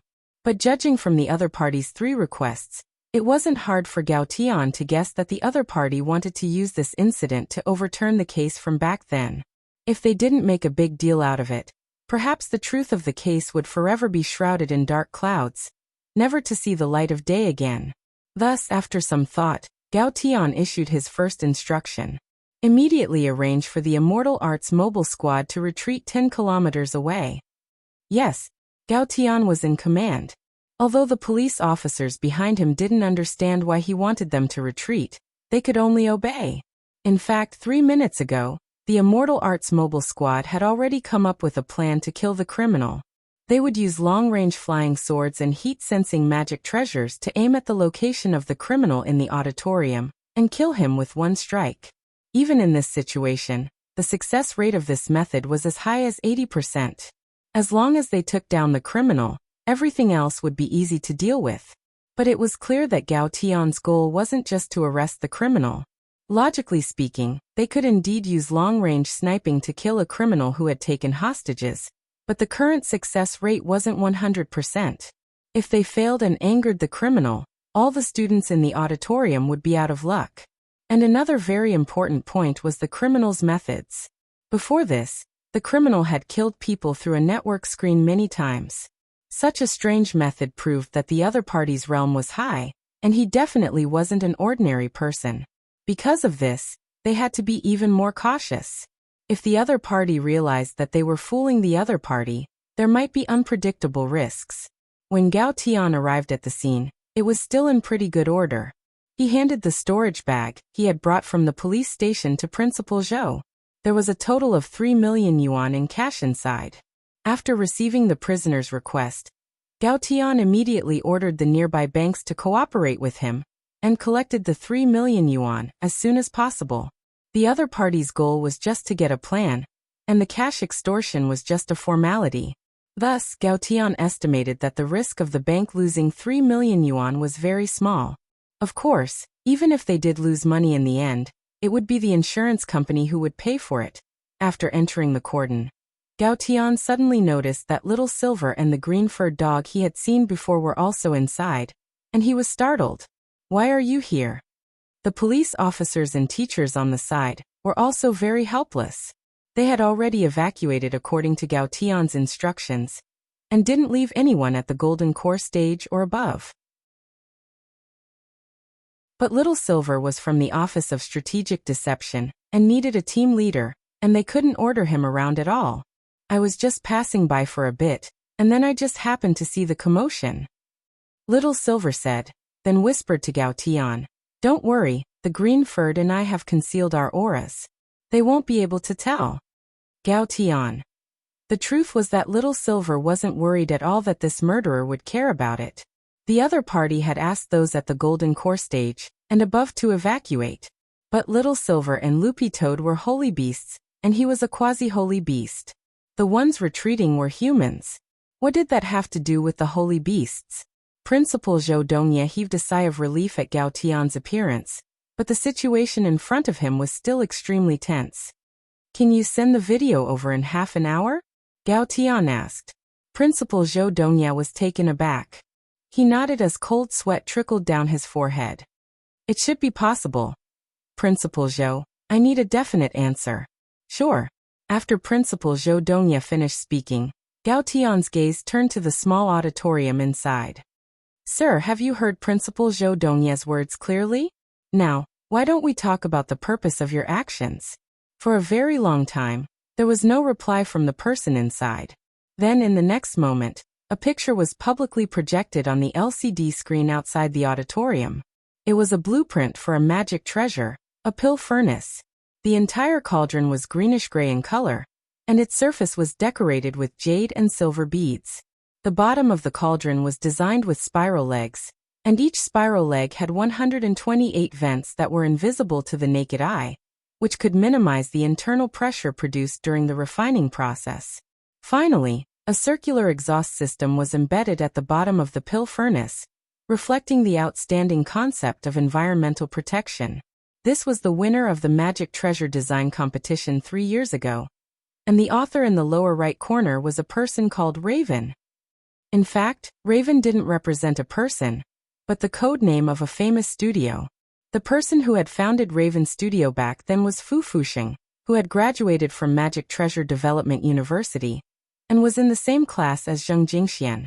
The signature in the lower right corner of this spiral jade furnace design blueprint was the name that classmate Fu Fuxing had signed to promote the studio after winning the competition back then. Fu Fuxing, Gao Tian murmured. Fu Fuxing, who is this? Little Silver asked. The creator of Raven Studio, a famous magic treasure design studio in the industry. Classmate Fu Fuxing, who graduated back then, was in the same class as classmate Zheng Jingxian, and they were both outstanding talents in the same class, said Gao Tian. So, when classmate Zheng Jingxian was exposed for plagiarism back then, Fu Fuxing was the victim? That's right. Gao Tian nodded. It was classmate Fu who first raised doubts in public, and in the end, all the media joined in the crusade against the plagiarist, which ultimately led to the tragedy. When Gao Tian said this, Headmaster Zhou Dongye's face grew uglier. After some thought he said, Captain Gao, you should be here to think of a way to save my student, not to look through old files. The school and society have long concluded that classmate Zheng Jingxian plagiarized, and with both witnesses and material evidence, this is already an irreversible case. If we bring up old events again, we'll just be hurting classmate Zheng's family again. I'm afraid classmate Zheng won't be able to rest in peace in heaven. Then, is the truth really as Headmaster Zhou Dongye says? What do you mean, Captain Gao? Headmaster Zhou's face darkened. Gao Tian snorted softly and said to the person inside, Mr. Zheng, I know what your goal is. But now that it's come to this, I hope you won't make any more mistakes. You must have done a lot of research over the years, right? You might as well take this opportunity to tell us all the suspicious points you've uncovered. Everyone here is a witness. As soon as Gao Tian said this, the person inside fell into a long silence. Mr. Zheng? Zhou Dongye's expression changed when he heard Gao Tian's name. He hadn't expected the person inside to actually be Zheng Jingshuan's father. Captain Gao, you're a capable person to actually be able to guess my identity. The man inside sighed. How did you know the identity of the person inside? Little Silver asked in a low voice. Gao Tian also whispered in Little Silver's ear. I just casually tricked him. I didn't expect him to jump out, Little Silver. Zheng Tianqiang, classmate Zheng Jingshuan's father, was the culprit behind this hostage case and the serial murders. But what new evidence would Father Zheng produce when the irrefutable facts from back then were already irrefutable? Many of the teachers had doubts in their hearts. After a few minutes, Papa Zheng asked another question in the small auditorium. Next, I'd like to ask someone a question. Who? Gao Tian asked. Classmate Lin Shiyao should be here. Please ask her to step forward and answer my first question.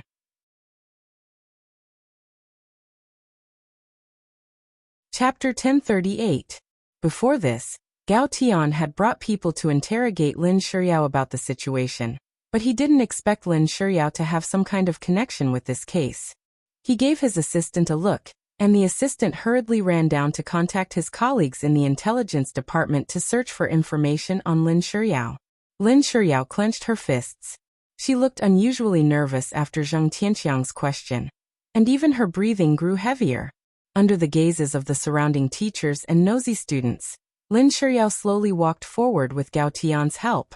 Classmate Lin Shiyao, do you know why I called you out? Father Zheng lowered his voice as much as he could to keep it as gentle as possible. In fact, whether it was Little Silver, Loopy Toad or Gao Tian, they could all feel the uncontrollable tremor in Father Zheng's throat. It was as if he had been waiting for this for a long time. Naturally, Father Zheng was extremely agitated, but he restrained himself and did his best to maintain the emotions in his heart so that they wouldn't explode. A person was at their weakest when they were venting their emotions, so Father Zheng could only endure it. He didn't want anyone else to find any opportunity before the truth of the matter came to light. Lin Shiyao was clearly hesitant about Father Zheng's question. She had been obsessed with her studies for the last few years in order to avoid the matter between her and Zheng Jingxian. She had been living on tenterhooks, and had never expected the day the truth would come to light so soon. Classmate Lin, you can refuse to answer this criminal's question. Headmaster Zhou Dongye stepped forward again. Principal Zhou, if you interfere with this matter again, I will issue an arrest warrant for you and arrest you for the crime of disrupting order. Gao Tian glanced at Principal Zhou. Principal Zhou's face darkened, and he stepped back. Lin Shiyao could be considered a celebrity at Magic Treasure Development University. To think that such a beautiful president of the student union with excellent academic results was actually connected to the school disgrace from 3 years ago. This made all the teachers and students present curious. After a moment of silence, Lin Shiyao finally seemed to pluck up her courage and raised her head. Yes, Zheng Jingxian, he's my ex-boyfriend. Gao Tian wasn't surprised by this answer, but it startled all the teachers and students present. Father Zheng, can you tell me when you broke up? Lin Shiyao said. After the Magic Treasure Design competition, Jingxian broke up with me. Very good. Student Lin Shiyao's words are very honest. At least until now you haven't lied to me. Father Zheng nodded. Then, student Lin usually has the habit of imitating beautiful handwriting. Lin Shiyao's eyes were already red. Yes, this is my hobby, Father Zheng. Next, Lin Shiyao, please answer my last question. Jingshuan's will was written by you, Lin Shiyao. What? All the teachers and students present were stunned. Student Lin, why didn't you say so back then? Principal Zhou Dongye's voice also trembled. Lin Shiyao's heart was on the verge of collapse. She said while crying, after the plagiarism incident in the competition was exposed, Jingxian suffered retaliation. His arms were broken. Then he came to me and asked me to write a letter of apology for him. I didn't expect that this letter of apology would become his will. Very good. Father Zheng was very satisfied with Lin Shiyao's answer. He had already investigated these facts a long time ago. Now that he had Lin Shiyao say it herself, it was only to prove it in front of everyone. Classmate Lin, I will remember your feelings for Jingxian. Thank you. Zheng Tianqiang, what the hell do you want? Principal Zhou roared. Principal Zhou Dongye, don't be anxious. The next question is for you. I also hope you can answer truthfully. If you answer a single question incorrectly, I can't guarantee the safety of the hostages here. The corners of Principal Zhou's mouth twitched. He was the principal of a cultivation institution of higher learning, and no one had ever dared to argue with him in this school. Gao Tian gazed at Principal Zhou's gloomy face. In his academic career, Principal Zhou had always believed in not competing. He was a very cautious person in his daily life. After the Magic Treasure Design plagiarism incident 3 years ago, Principal Zhou was the first person to stand up and apologize to the public on Zheng Jingshuan's behalf. It was precisely because of this that Principal Zhou Dongye hadn't been affected by the incident back then, and had instead gained the image of an impartial and good principal. But since you've caused such a ruckus today, Gao Tian knew very well that the truth behind it wasn't as simple as it seemed back then. Father Zheng sneered on the broadcast and asked, Principal Zhou, let me ask you. After the incident, did you personally verify it? The cultivation police will investigate and verify it. I don't have the right to interfere. Very good, I understand what you mean, Principal Zhou. Father Zheng was silent for a moment before he continued. Does that mean you didn't even watch the video of the competition in its entirety, Principal Zhou? The police have already publicized all the evidence. What difference does it make whether I check it or not? It's just a waste of time. Since Principal Zhou didn't personally intervene in every matter, and just because of the condemnation of the public, you pushed an outstanding student into the public eye and forced him to apologize for something he didn't do. May I ask, Principal Zhou, is this what a principal should do? Principal Zhou, you don't have to be in a hurry to refute me. I have sufficient evidence to prove Jingshuan's innocence. At this point, Father Zheng controlled the LCD screen in the school square to show a chart of the relationship between the legal representatives of a company. This was the behind-the-scenes legal representative, and the main staff of the famous magic weapon design studio, Raven Studio. Among them, Papa Zheng highlighted a person named Lu Yi. Principal Zhou, do you still recognize this name? Lu Yi, this is my disciple. What's wrong? Is there a problem with Lu Yi? Of course, Principal Zhou's disciple is amazing. Back then, Lu Yi was also a gold medalist at Magic Treasure Development University. As early as his sophomore year, Principal Zhou had taken a fancy to student Lu Yi's talent, and took him in as a closed-door disciple. Later, Fu Fuxing appeared and gave Lu Yi the idea of forming a studio and working together to build a brand. Thus, student Lu recruited people from all over the school, and took in all kinds of magic treasure design talents. Student Fu Fuxing and my son Zheng Jingxian both received invitations from student Lu Yi. Father Zheng unhurriedly told the story. Student Lu made a name for himself, and established Raven Studio. Later, after recruiting student Fu, he pushed him to the position of CEO of the studio, while he himself retreated behind the scenes to take on the role of legal representative and company PR. Principal Zhou, don't you think it's strange? What on earth are you trying to say? Principal Zhou gritted his teeth. What I want to say is actually very simple, Zheng Tianqiang said coldly. I want to say that student Lu Yi actually doesn't have any real ability. All the magic treasure designs he made in university, including the designs he submitted to the competition, were all based on my son Zheng Jingshuan's high school work, including that plagiarism case 3 years ago. Tianjin.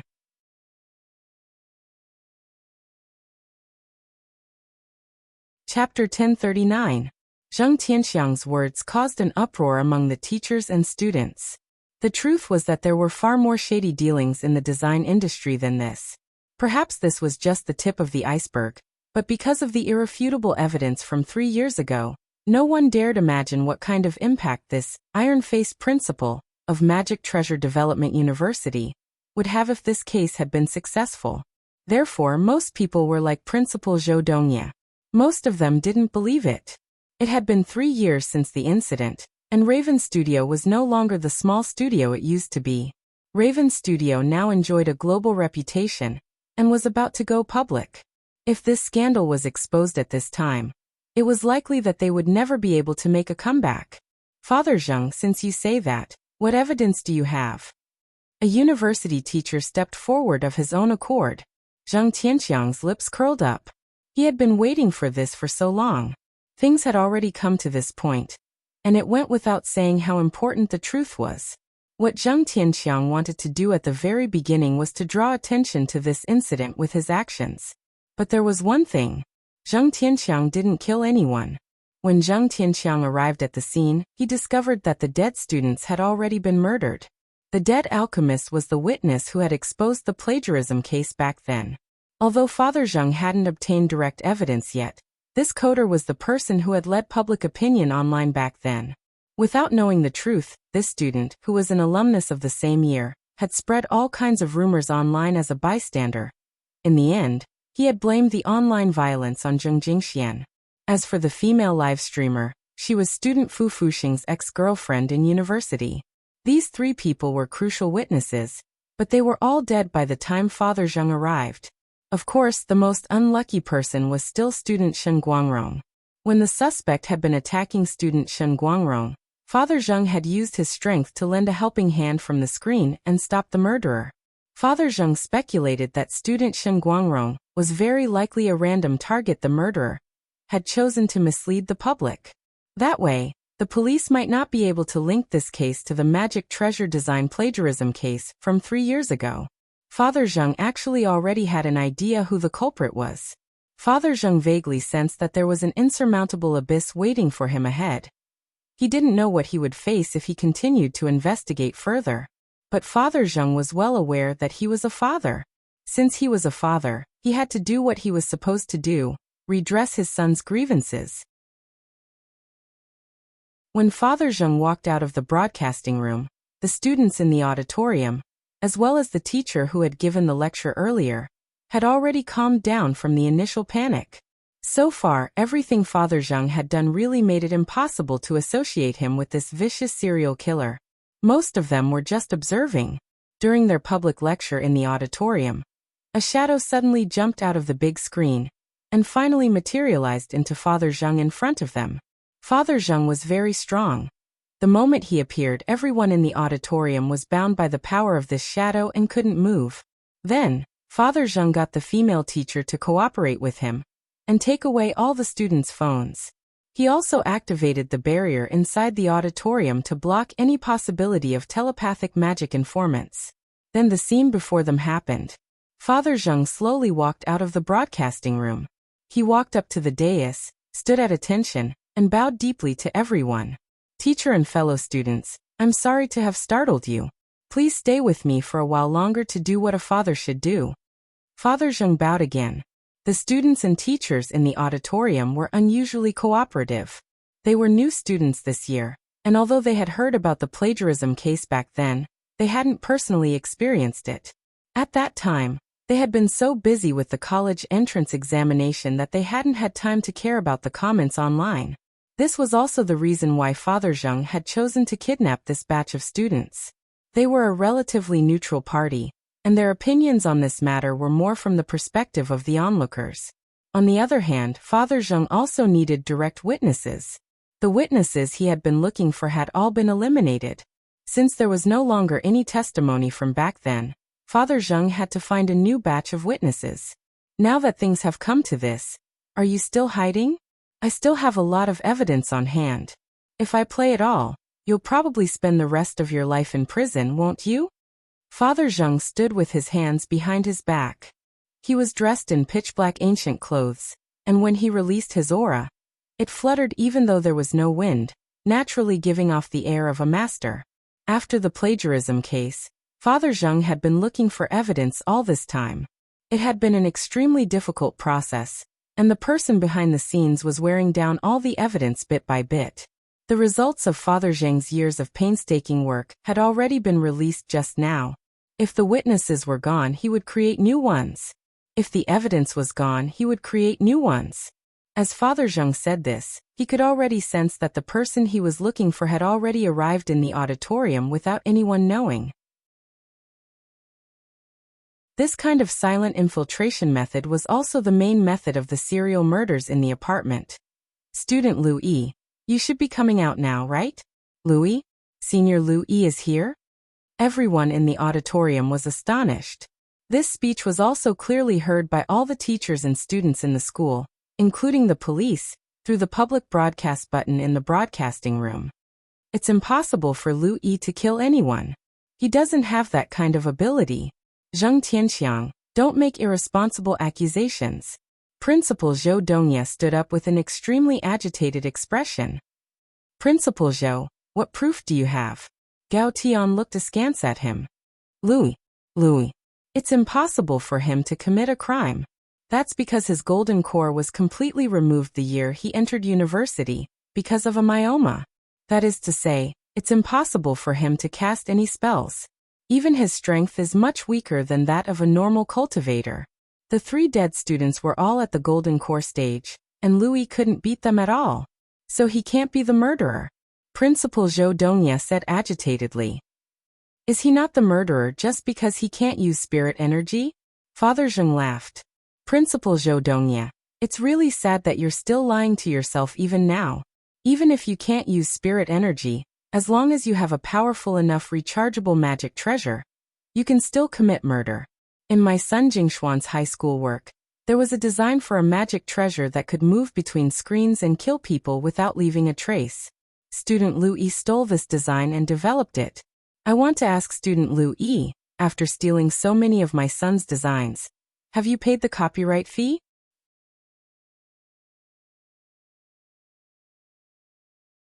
Chapter 1040. Father Zheng's question was loud and clear. No one thought that the magic treasure plagiarism case that had rocked the whole country 3 years ago would actually see the light of day again under such circumstances. Father Zheng had hijacked a university student in a small auditorium, and this case had attracted even more attention through a live online broadcast. The cultivation police wanted to block the news, but it was already too late. Relying on his own power, Daoist Guang had spread the news all over the world, and it had become a matter that the whole world was paying attention to. As the big brother of the live streaming platform, Daoist Guang now had a huge number of light chasers behind him. Of course, apart from Wang Ling's secret greeting, the reason why Daoist Guang had chosen to live stream this incident was that he wanted to use this incident to let more people know the truth of the case and reflect on it. Student Zheng Jingxian couldn't stand the strange gazes and died in humiliation amidst everyone's curses. He had chosen to commit suicide to defend his last bit of dignity. If you haven't experienced it yourself, please don't judge anyone or anything lightly, Daoist Guang said to his audience in the live stream room. What had really killed student Zheng Jingxian wasn't the plagiarism case itself, but the human nature reflected in it. It could be said that the netizens who had gone with the flow without any thought or investigation had pushed student Zheng Jingxian into the true abyss. After Father Zheng revealed the possibility that Lu Yi had committed the crime, the auditorium fell silent. Lu Yi still hadn't shown himself, but Father Zheng knew very well that he was here. He was lurking in the dark as he pondered his next move. All these years, Lu Yi had retreated behind the scenes and used stolen works to package himself as a genius in the eyes of the world. If he impulsively stepped forward at a time like this, with such a high reputation and achievements, everything would be over. Father Zheng was waiting for Lu Yi to come forward and admit his mistake. But it was very clear that this person, who had been blinded by his reputation, wouldn't show himself so easily. I know, Student Lu Yi, you're already here. Even if you don't want to admit it, what I said is the truth. Father Zheng stood with his hands behind his back, his expression indifferent without the slightest hint of nervousness or panic. Father Zheng smiled bitterly. To be honest, Lu Yi, I don't blame you. Because I won't blame a person without talent. In the past, when Jingxian was still alive, I was always against him engaging in the field of magic treasure design. The waters of this field are too deep, and I was worried that he would fall into it sooner or later. But your appearance, Lu Yi, at least proves that Jingxian is a genius, right? Father Zheng looked up at the ceiling and sighed. After the plagiarism case, Jingxian talked to me. He talked about how the people around him had changed after the murder. Before the murder, he had been the center of attention at school. But after the case, he was looked down upon and criticized wherever he went. Even his best friends began to keep their distance. I don't know how the students who watched Jingxian fall into the abyss step by step and didn't lend a helping hand will feel now that you're paying attention to this case again. It was your violence and the irresponsible public opinion on the internet that completely sent Jingxian into the abyss. Everyone fell silent. Principal Zhou Dongye's expression was even uglier. Cold violence was also a form of school violence, and as principal he couldn't shirk his responsibility. At the same time, Principal Zhou felt a little afraid. He was afraid that the truth back then would really be reversed.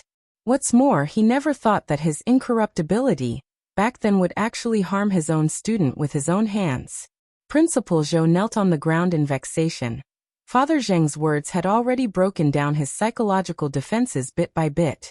But this wasn't the result Father Zheng wanted to see. Classmate Lu Yi, I'm waiting for you right here. If you still have a little conscience, please step forward. Father Zheng stood on the podium in the small auditorium like a priest praying. He had never hoped so much for that person to step forward on his own. He was well aware that his son Zheng Jingxian was already dead, and there was no point in dwelling on death and resurrection. He just wanted an apology. At the very least, his son's soul could rest in eternal peace. After waiting for another 5 minutes, Father Zheng's expression gradually turned grave. For now, it was really too much to ask for an atrocious sinner to apologize. Whether it was a homicidal maniac who attacked an innocent female university student abroad, or a shameless pervert who attacked young children, their hearts were twisted for all sorts of reasons. They rationalized their repulsive actions as self-consolation, shamelessly believing that this was what the world owed them. It was precisely because of this that they had never truly regretted their actions. In the depths of their hearts, they believed that this was nothing more than a form of compensation from the heavens. Father Zheng had always felt that when this sort of scum of society was exposed in the news, their faces shouldn't be censored. Instead, their ugly deeds should be exposed to the light of day, so that the world could clearly see their twisted faces. Father Zheng's original intention was to expose the truth of the matter. He didn't want to hurt anyone, not even Lu Yi. What he needed was for Lu Yi to repent and turn himself in.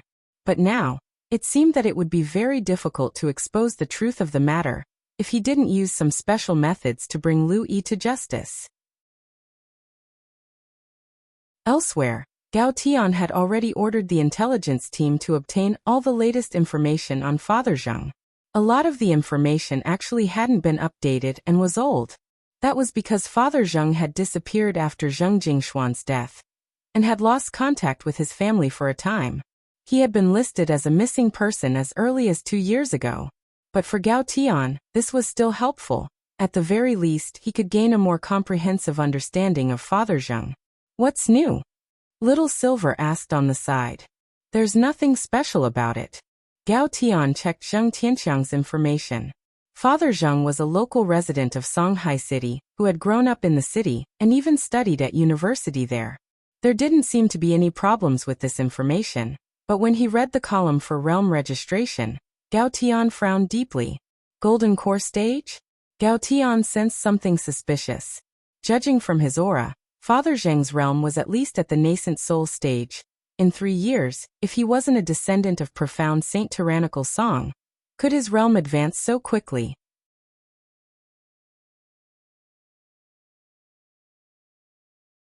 Chapter 1041.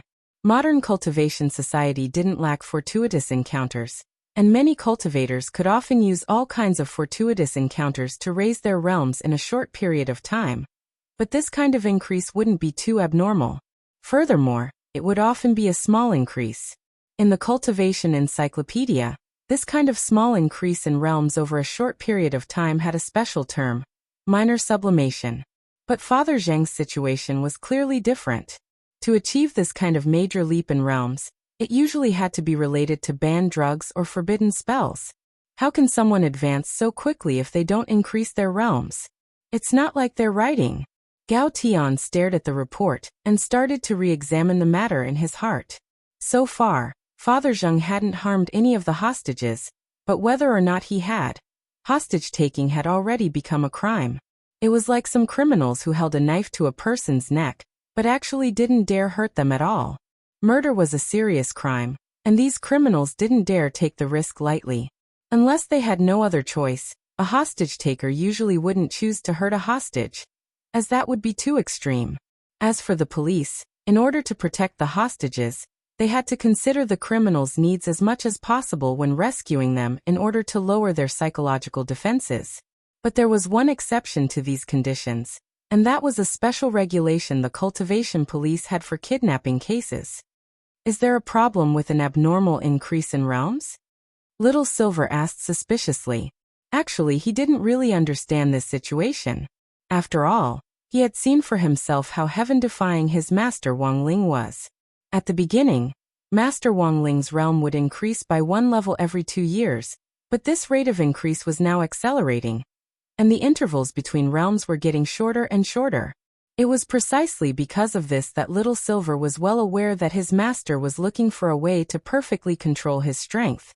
Of course, Wang Ling's situation was actually a little different from Father Zheng's. Wang Ling was born with it, while Gao Tian had already determined that Father Zheng might have cultivated some kind of forbidden spell, or taken some banned drug. It's over.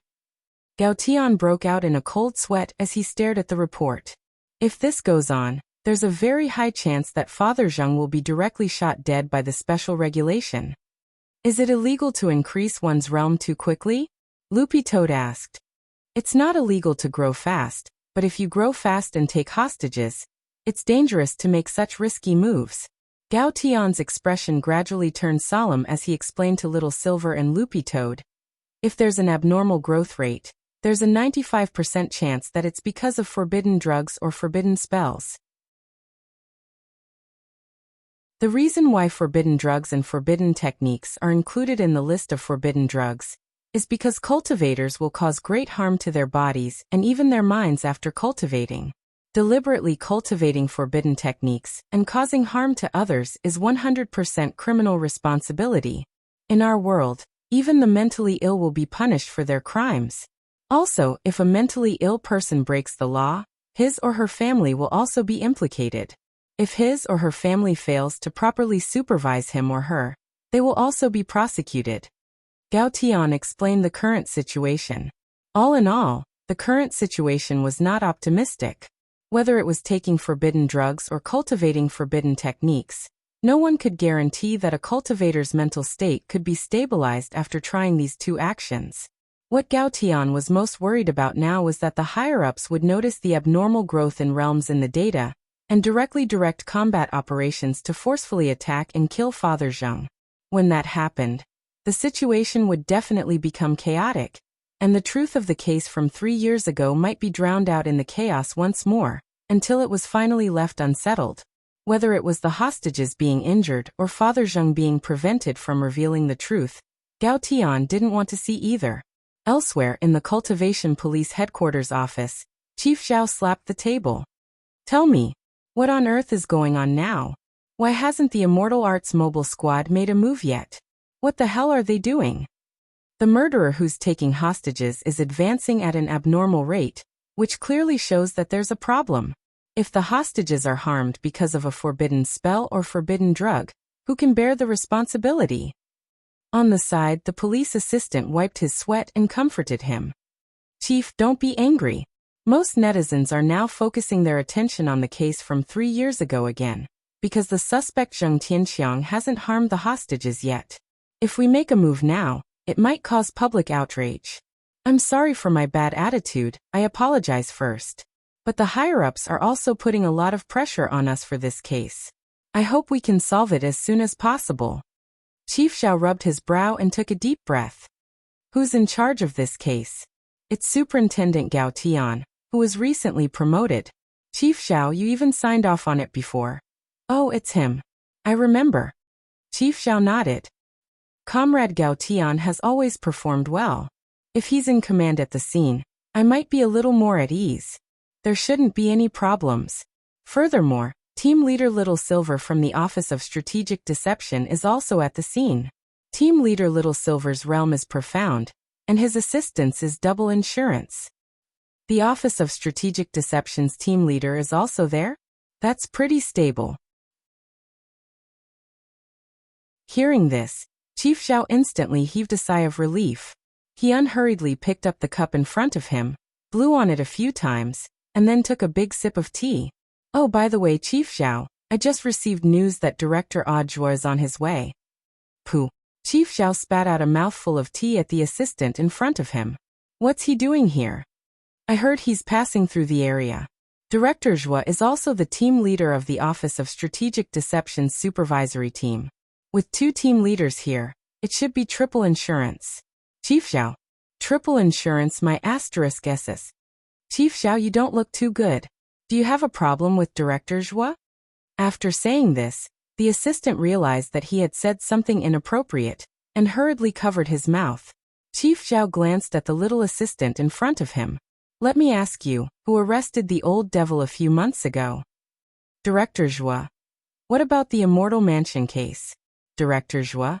What about the Evil Sword God case? Or Director Zhua. Ajahn, I've been in this position for quite a few years. I'm just short of a big commendation, and I might be able to move up again. This Audiobook isn't from our police station, but in the end he gets all the credit every time. Chief Zhao touched his heart, feeling very aggrieved. Then Chief Zhao means, inform the Immortal Arts Mobile Squad to send 1/10 of our men to keep an eye on Audiobook. Remember, after he's finished watching the scene, urge him to leave as soon as possible. Alright, Chief Zhao.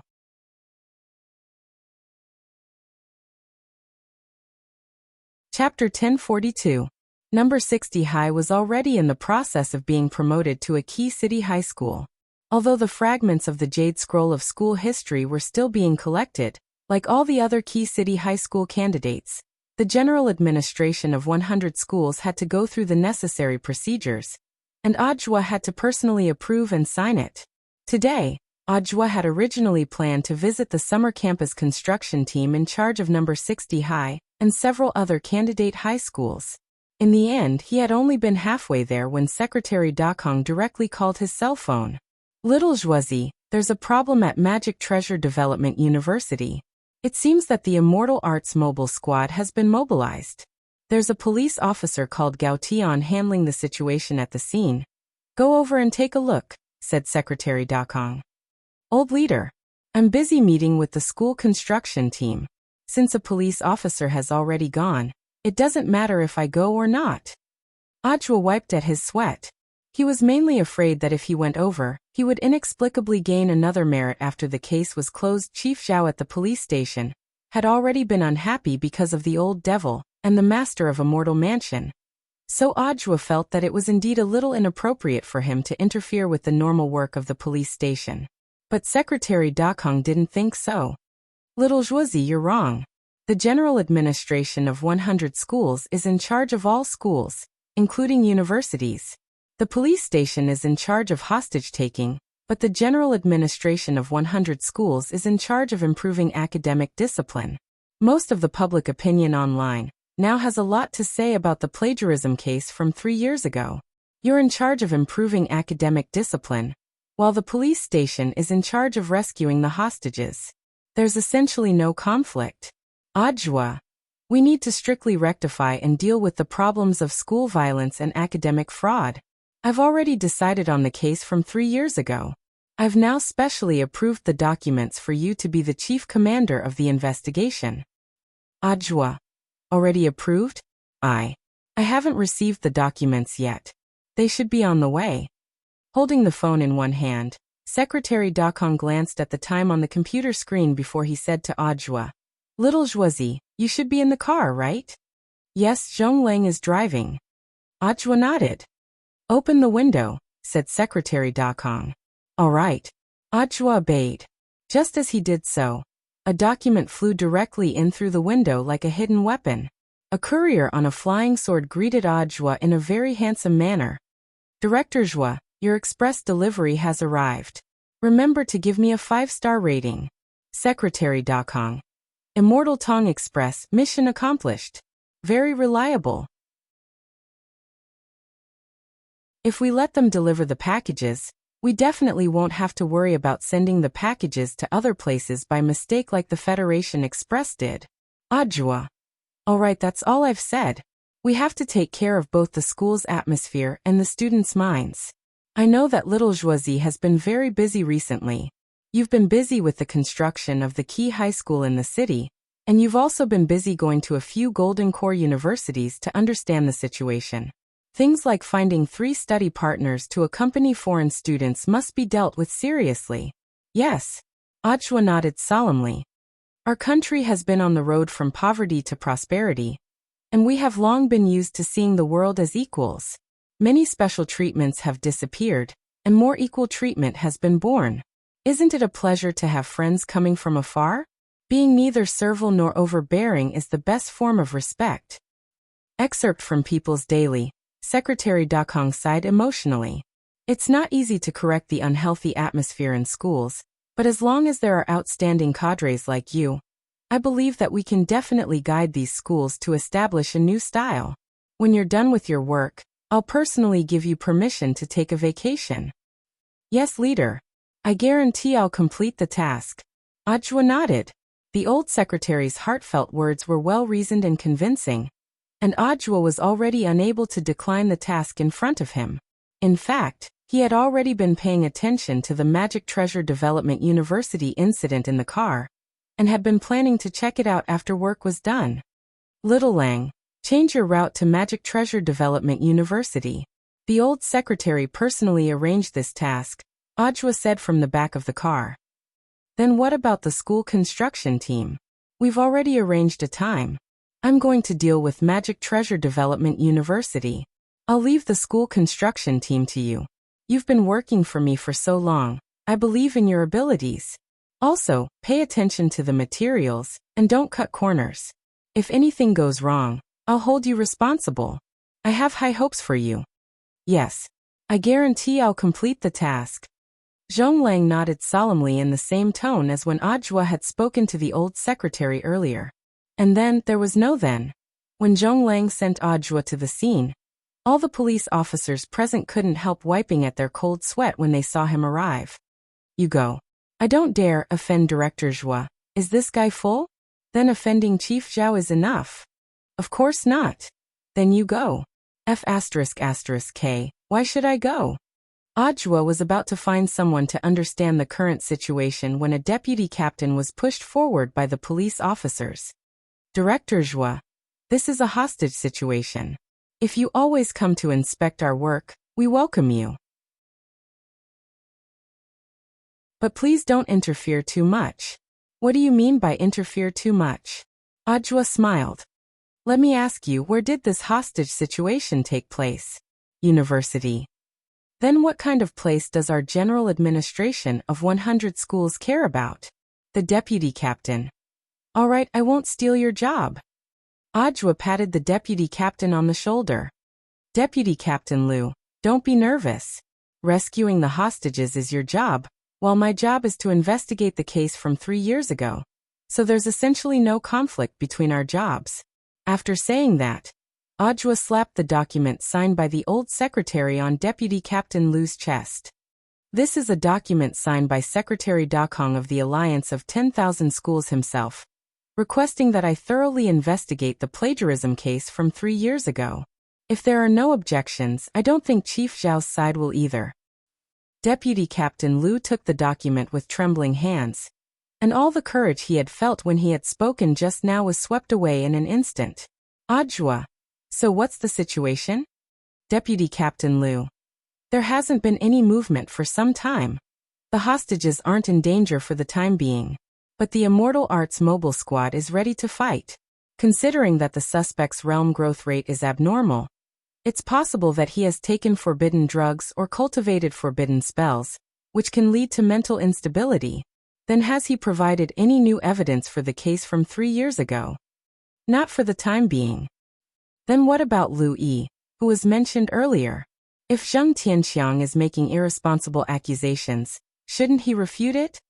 We've already sent someone to look for him, Deputy Captain Liu replied. At that moment, a police officer ran over anxiously. Deputy Captain Liu, something happened. What happened now? We found Louis. He's in his own house. Bring him here. He's already dead. He died in exactly the same way as those people in the apartment. Want to make it so that the dead can't testify? Audiobook felt that this case had become interesting. The current situation was already very clear. Apart from Father Zheng, there was a second force working hard on the case from back then.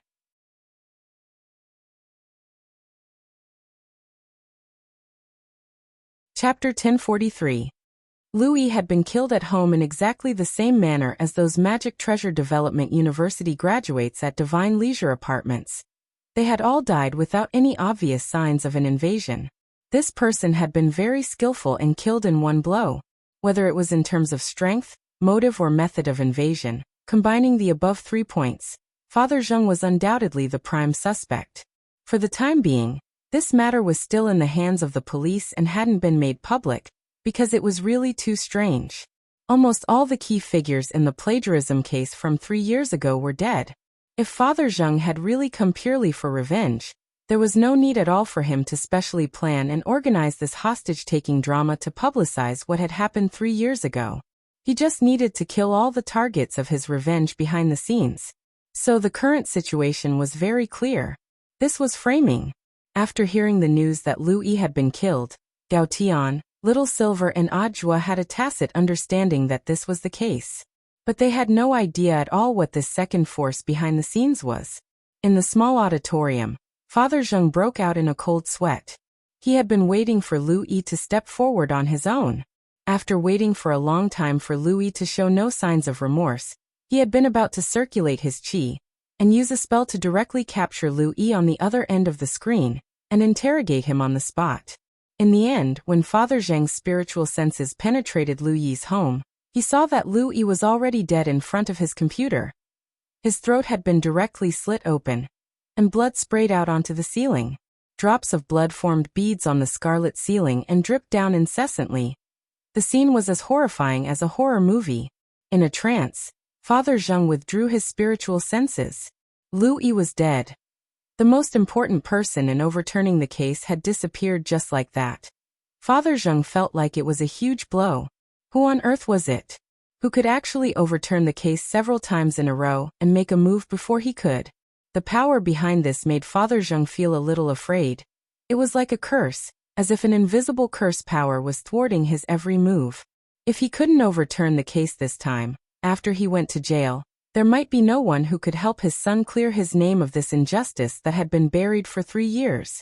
If he wanted to clarify, he had to choose this moment when the attention was the greatest. It was common knowledge that netizens, as a bystander, would usually only pay attention to an event for 7 days. No matter how big an event was, after a week of fermenting on the internet, its popularity would be suppressed by a new event. In the end, no one would pay attention to it. The truth was that Father Zheng wasn't necessarily as pessimistic as he imagined. One of the most important reasons was that Audiobook was here. And this was the additional effect of Audiobook's arrival. There was a 100% chance that the case would be successfully solved. And there was a 100% chance that the case would be completed. Father Zheng made the whole country aware of this matter. And even more people started to pay attention to the truth behind the plagiarism case from 3 years ago. Naturally, there was no lack of students among this sea of onlookers, whether it was number 60 High's class group chat or the private, Happy Study group chat. Their screens had already been flooded by the incident at Magic Treasure Development University. In the group chat, Super Chen had been depressed for the last 2 days, because he had run into Old Pan when he went out to copy homework. But the incident at Magic Treasure Development University eased his gloominess a little. Scientific research showed that when people ate melons, or in layman's terms gossiping, their brains would secrete a hormone called dopamine, which made them feel happy and happy. The effect was similar to eating candy. That was to say, gossiping and eating candy could both make people happy. As the saying went, if it didn't concern you, don't worry about it. Why were onlookers called onlookers? Because melons were sweet. And the sweet one could make people happy. I think this Senior Zheng's injustice is definitely true. Super Chen's words in the group chat were astonishing. It was fine for the others to see this, but Wang Ling couldn't help trembling in his heart. This time, he had to believe it even if he didn't want to. Super Chen's blessed mouth wasn't something he was born with, but something he had developed. After exploring Super Chen's memories the last time, Wang Ling had a whole new understanding of this monstrous mouth. The key is the witness, which is gone now. Dopigua sighed. Isn't there still Lu Yi? This Father Zheng hijacked the entire auditorium to threaten Lu Yi to come out. As long as Lu Yi is willing to come out, everything will be fine. Unless Lu Yi is dead, Super Chen continued. Wang Ling. Dopigua. He's really dead, Super Chen. What the hell? I was just saying, don't joke around. Dopigua. He's really dead. An uncle of mine at the police station told me that Lu Yi died very miserably, and his death was exactly the same as that of the graduates from Divine Leisure Apartments. Now the police's biggest suspect is Father Zheng, because almost all the evidence and the motive point to him. Wang Ling was stupefied. Super Chen's mouth and Dopigua's uncle. These two could totally open a detective agency together. If they had been born a few decades earlier, Detective Conan probably wouldn't have been involved. AI, this is going to be difficult. Just now, I saw a lot of netizens analyze this Lu Yi as the key figure. If Father Zheng wants to overturn the case, he'll have to rely on Lu Yi. Whether Lu Yi is willing to tell the truth or not, at the very least, he has to be alive. Little Peanut sent a message in the group. As for that classmate Fu Fusheng, He was completely in the dark, and was manipulated by Lu Yi from the start. In the end, the mastermind is dead, and the current situation is that there's no evidence. Not necessarily. Superchin suddenly said. I'm thinking of a possibility. What possibility? 3 years ago, there might have been other witnesses. Including when Lu Yi died, there might have been other witnesses, Superchin said. Wang Ling sent several question marks. First of all, I want to say that when I say witness, I'm not talking about people. For an apartment as old as Divine Leisure Apartments, there are bound to be cockroaches and ants, right? Maybe they were eyewitnesses to the crime and Lu Yi's death 3 years ago. Superchin said, I know of a spell that can communicate with living beings. Dopigua should be more familiar with this than I am. Dopigua nodded and said, Indeed, a high-level pet trainer can do it. Maybe we can ask teacher Weiji to help. There might really be hope. But the problem is, how do we find cockroaches and ants? You'll have to ask number 59 High School's professional pest elimination team about this. Number 59 High School's pest elimination team? Don't tell me you're talking about. That's right, it's that group of cats that appeared at number 59 High School before. With that black cat as their leader, I heard that after the Spirit Sword Exchange Conference, this black cat led the way in wiping out Shadowstream's headquarters. Since then, it has made a name for itself, and then took advantage of that momentum to start a pest elimination business, Superchin said. Wang Ling, Dopigua and Little Peanut. Superchin. I heard that with that black cat as their leader, their business now covers all the major districts of Songhai City. It's much easier for them to find cockroaches and ants than it is for us. Most importantly, they know how to hold back when catching things. Their employers hate cockroaches and mosquitoes to the bone, and many of them ask them to keep them alive. When they catch them, they'll be especially careful, and in the end, they'll give them to their employers to ravage. Wang Ling.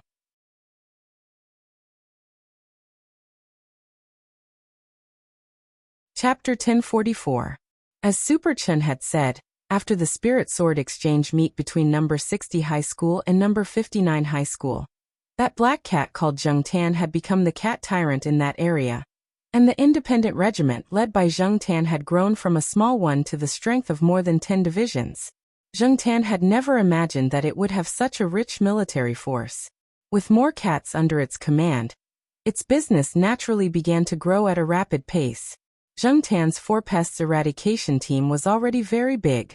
At least in Songhai City, there was no longer any human company that could compete with the cat regiment led by Black Charcoal. Cats were born with innate talent for catching these nimble little things. Now Zheng Tan's 4 pests eradication team had been deployed abroad, and it had even given itself an English name, Li Zheng Tan.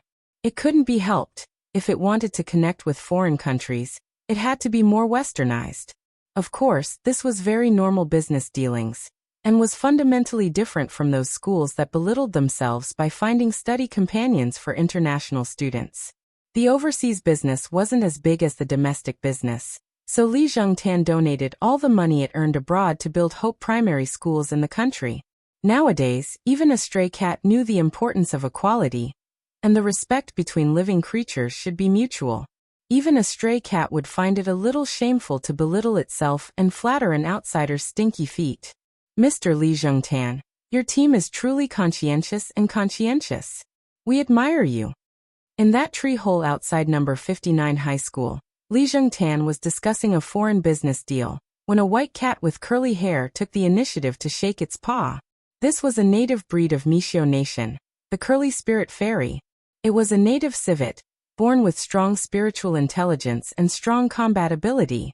But because it was so good-looking, many cultivators would rather keep it at home and provide it with food and water than let it participate in battle, for fear that it would hurt them.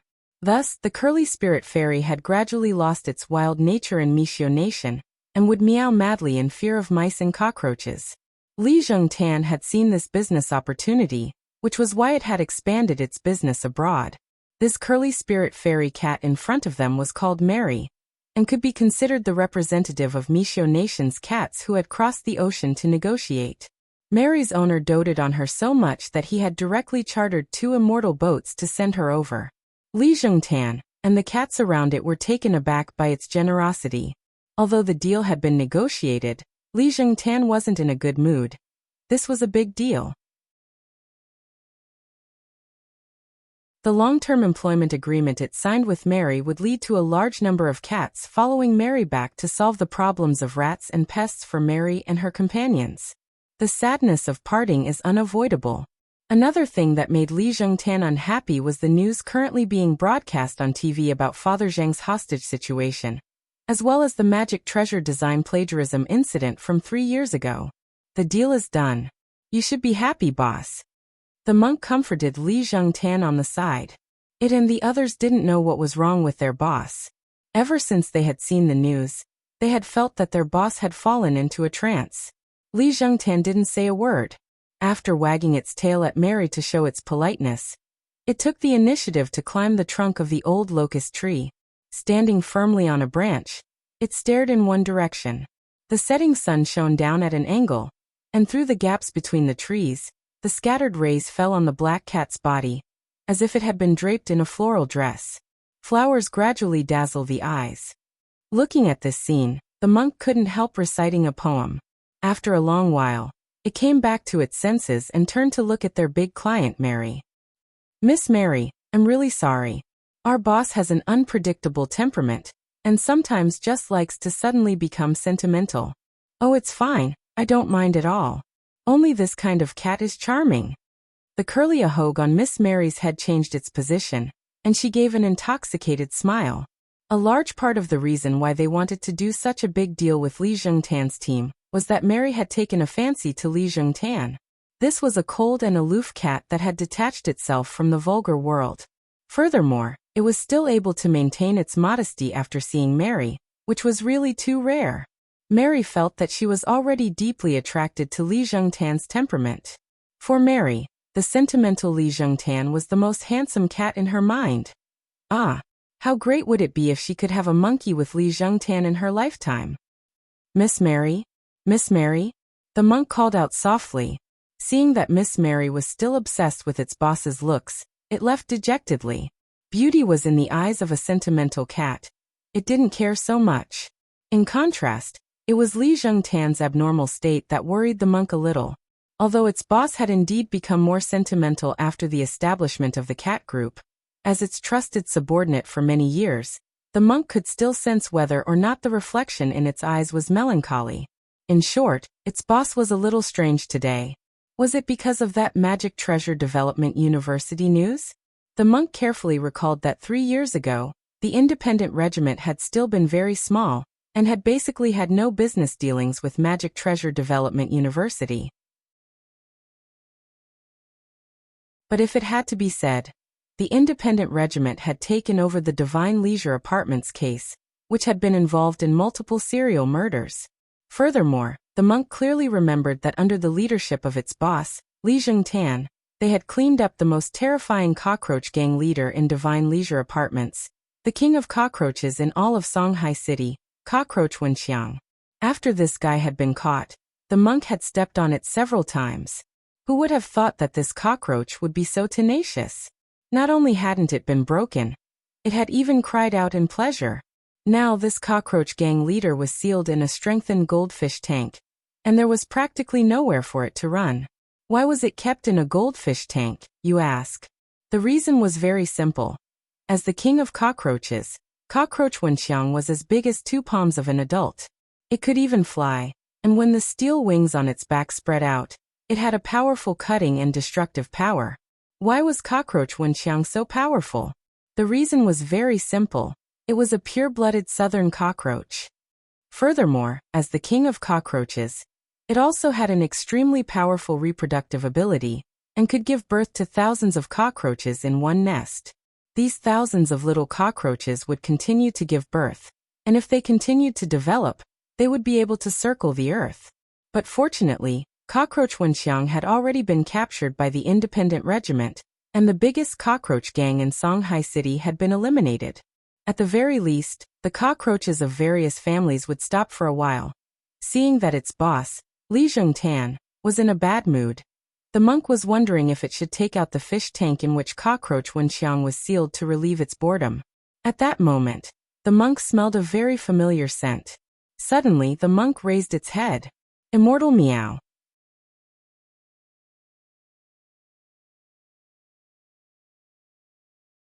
Chapter 1045. It could be said that the war between the cockroaches and the cat groups had started before the independent regiment had even been established. This was a global underground dispute, just like the feud between cultivators and the demon race and the devil race, which had lasted for 1,000 years. Everyone in the spirit beast circle knew that cockroaches and cat groups couldn't coexist. For many years, cockroaches had been loathed for all kinds of bad practices. For example, they liked to live in greasy and smelly sewers and didn't care about their own hygiene at all. They used their greasy and germ-covered bodies to contaminate food and spread deadly germs to every corner of the city. How terrifying were the cockroaches in the cultivation world. They had more tenacious vitality than normal cockroaches, and because of their strong reproductive ability, cultivators were defeated when they ran into cockroaches. Many cultivators would even choose to directly move out after discovering a cockroach nest at home. Once a cockroach nest was discovered, it wouldn't take more than a few days for the cockroaches to crawl into every corner of the house. As soon as you open the door, you would see these pitch-black things spreading their steel wings and flying all over the place. Thus, exterminating cockroaches and maintaining the environment in the cultivation world became something that all cultivators had to work together to face. Cockroaches reproduced so quickly that they couldn't be eradicated, so at the very least, they had to suppress their numbers by eliminating them every year. There was now a cultivators' pest exterminator guild in the market responsible for dealing with insect pests in each household. The guild would issue missions in the announcement hall based on the situation of the insect pests in each area. Cultivators who accepted the mission would receive a watch-shaped soul collector to record the number of cockroaches eliminated, and the mission would be considered complete once the target was reached. Once the mission was completed, the cultivator would receive a certificate issued by Wuxia Alliance, as well as a reward of immortal fate merit points, which could be directly exchanged for all the cultivation resources they wanted in the guild. This sounded easy, but it wasn't. After several years of working with the Pest Exterminator Guild, Wuxia Alliance realized that it was difficult to completely suppress the insect pests with the strength of cultivators alone, and that there would be additional losses. The main reason was that such a large area of pests would make many cultivators who went on missions choose to directly use their ultimate skills to kill the pests, and some even use sacred artifacts to kill the cockroaches. In the end, a lot of cockroaches were killed, but with the extinction of the cockroaches, the buildings would also be greatly damaged at the same time. Therefore, this kind of behavior was not worth it.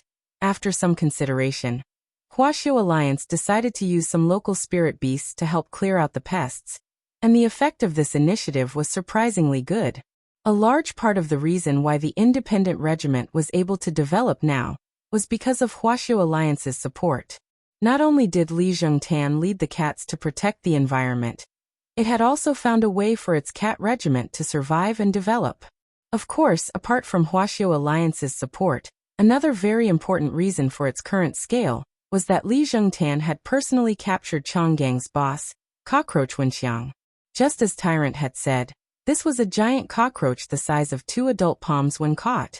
However, in reality, this was not the complete form of Cockroach Wenxiang. In order to catch it, Li Zhongtan had put in a lot of effort. When it had caught Cockroach Wenxiang, this guy had shrunk into a corner and hadn't moved at all. Li Zhongtan had calculated when Cockroach Wenxiang was going to evolve and shed its skin, and had ordered the nearby cats to swarm over and take down the weakened Cockroach Wenxiang in one fell swoop. And then there was Cockroach Wenxiang was now imprisoned in a glass fish tank and couldn't get out at all. After being caught, Li Zhongtan had straightaway executed the water torture on Cockroach Wenxiang. Of course, it was impossible to directly drown Cockroach Wenxiang in water. This guy was the king of cockroaches, and it went without saying how tenacious it was. Even if it was soaked in wine, it would still be alive and well. Thus, Li Zhongtan had hit the nail on the head, and mixed birth control pills into contraceptive water, and soaked Cockroach Wenxiang in it for 7 days and 7 nights, directly sterilizing it. After learning that it was infertile, Cockroach Wenxiang was filled with righteous indignation. "You're going too far. Go too far, Harry Ball. The country only allowed for a second child, and you've already given birth to hundreds of millions of children. Aren't you ashamed? Back then, Li Jingtan's retort had directly dumbfounded Cockroach Wenxiang. Cockroach Wenxiang had tenacious vitality. Considering that it couldn't be directly eliminated, Li Jingtan had decided to simply raise it and use it to control the emperor. As long as Cockroach Wenxiang was in its hands, the nearby cockroaches would calm down a little. Most importantly, Li Jingtan could even use Cockroach Wenxiang as bait to draw out an endless stream of nearby cockroaches, and the cat regiment would just have to wait for them. After seeing the news about Magic Treasure Development University, Li Jingtan's mood inexplicably fluctuated. After feeling melancholy for a while on a branch, it then went over to the goldfish tank and stared at Cockroach Wenxiang with its bright eyes. Cockroach Wenxiang didn't care at all. It knew that Li Jingtan couldn't kill it, and it was very happy in its heart. You've found a way to kill me? You can't kill me. At best, your realm is only at the peak late foundation establishment stage. I was hit by a soul formation cultivator's palm before, and the other side thought that I had already been smashed into powder. God knows that I'm still alive. I know. Li Jingtan interrupted Cockroach Wenxiang's torrent of words. The latter only wanted to remind it not to waste its energy, and Li Jingtan was naturally well aware of this. I'm here to negotiate with you. If you can agree to my request, I can even let you go, Li Jingtan said to Cockroach Wenxiang while playing the piano. You want to let me go? Cockroach Wenxiang didn't dare believe it. Its mouth parts opened and closed, and the two antennae on its head trembled slightly at these words. Provided that you can do what I want, Li Jingtan said. Tell me. Cockroach Wenxiang's antennae swayed swiftly like two windshield wipers. It had this special habit when it was thinking about a problem. You may have already heard about a serial murder case. I know that you have subordinates in all the places where humans live, so can you find witnesses? Li Jingtan didn't beat around the bush and asked directly. Humans view us as bedbugs and want to exterminate us. Why should we testify against them? Cockroach Wenxiang laughed. Every living creature has the right to live, and you are no exception. But your mistake was overbreeding. This will cause trouble for other living creatures, which is why you have to be exterminated. If you can find suitable witnesses, perhaps this will be a good opportunity to improve. Li Jingtan analyzed very seriously. Cockroach Wenxiang thought for a while. Finally, it agreed to the request. I can help you look, but you have to satisfy one of my requests. What is it? The food you've been feeding me these last 2 days is too lousy. I want to improve my diet. Then what do you want to eat? There's a villa in the eastern suburbs whose owner is a crispy noodle snack lover. I want to eat his crispy noodle snacks. I don't need the whole package, just the leftovers will do. Find someone to look for plastic wrappers at a nearby garbage station, even if there's just a little crumb. As Cockroach Wenxiang spoke, it started to drool. When it had still been a small cockroach, it had relied on these bits and pieces every day to grow to its current size. The offspring it gave birth to were also several times larger than normal cockroaches. So why had southern cockroaches been getting bigger and bigger in recent years? All of this started when he had fallen in love with crispy noodle snacks as a child.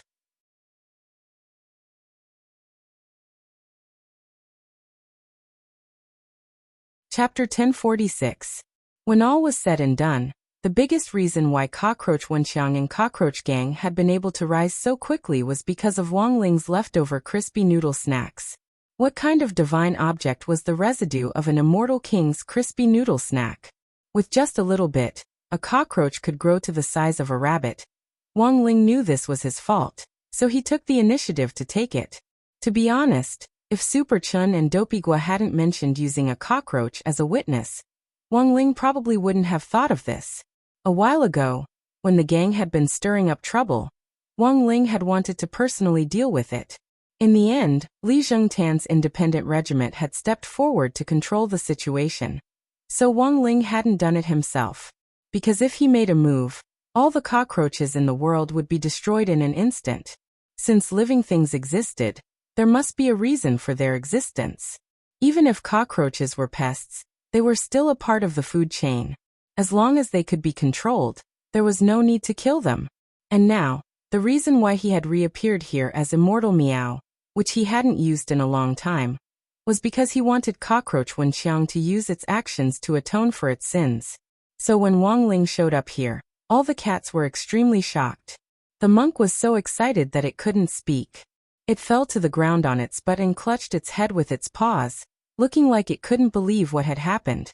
Wang Ling's incarnation of Immortal Meow had always been a legend in the cat world, and every time it appeared, something big was bound to happen. All the cats couldn't help bowing their heads when they saw Wang Ling, and Li Zhengtan was no exception. When Cockroach Wenxiang saw that even Li Zhengtan had knelt down to worship Wang Ling, it was startled on the spot. So you're the boss behind these cats? Cockroach Wenxiang had previously suspected that Li Zhengtan's cat setup alone wouldn't have been able to take down its strong gang. Now that Wang Ling had appeared, it instantly understood. Wang Ling stared at Cockroach Wenxiang and didn't speak. A voice rang out in Cockroach Wenxiang's mind. In order to demonstrate his authority as Immortal Meow, Wang Ling chose to ask Cockroach Wenxiang telepathically to testify in court. In the end, Cockroach Wenxiang's attitude was very firm. You can't change the conditions you promised me before. Otherwise, don't even think about making me appear in court. Anyway, you guys can't beat me to death, and I won't starve to death here. Why don't we compete to see who dies of exhaustion first? This kind of vile attitude made Wang Ling stifle his anger. In the end, this was a cockroach that had grown up eating the dregs of his crispy noodle snacks. Relying on its tenacious vitality, it had actually learned to act like a tyrant. Wang Ling felt that he had to teach Cockroach Wenxiang a lesson. In the next moment, he raised his cat paw and ordered Li Zhengtan to release Cockroach Wenxiang from the fish tank. Cockroach Wenxiang was a little dazed. It didn't know what abilities this white cat that had suddenly appeared in front of it had, but since it was Li Zhengtan's boss, its realm should be higher than Li Zhengtan's, right? Golden Core? Nascent Soul? Cockroach Wenxiang estimated Wang Ling's realm, and felt that this white cat's level was about right. Although it couldn't tell exactly what breed it was, how high could a spirit beast's realm be? All the spirit beasts in the Pet Trainers Guild, Cockroach Wenxiang, had taken the initiative to provoke it, but none of them had been able to directly kill it. He was a cockroach that had taken a blow from a soul formation stage cultivator. What kind of storm had he not seen? Simply ridiculous. After being released from the goldfish tank, Cockroach Wenxiang breathed free air again. It stared at Wang Ling and crossed its legs, its attitude extremely arrogant. Tell me, how do you want to fight? Let me tell you, I'm an unkillable cockroach. All the cats. Li Zhengtan started to cover its face with its paws. It had never seen anyone court death like this, but this was normal. Wang Ling's incarnation of Immortal Meow was nothing more than a legend in the cat world, and only old cats of Li Zhengtan's generation knew about it. Newborn kittens had to listen to old cat stories to learn about Immortal Meow.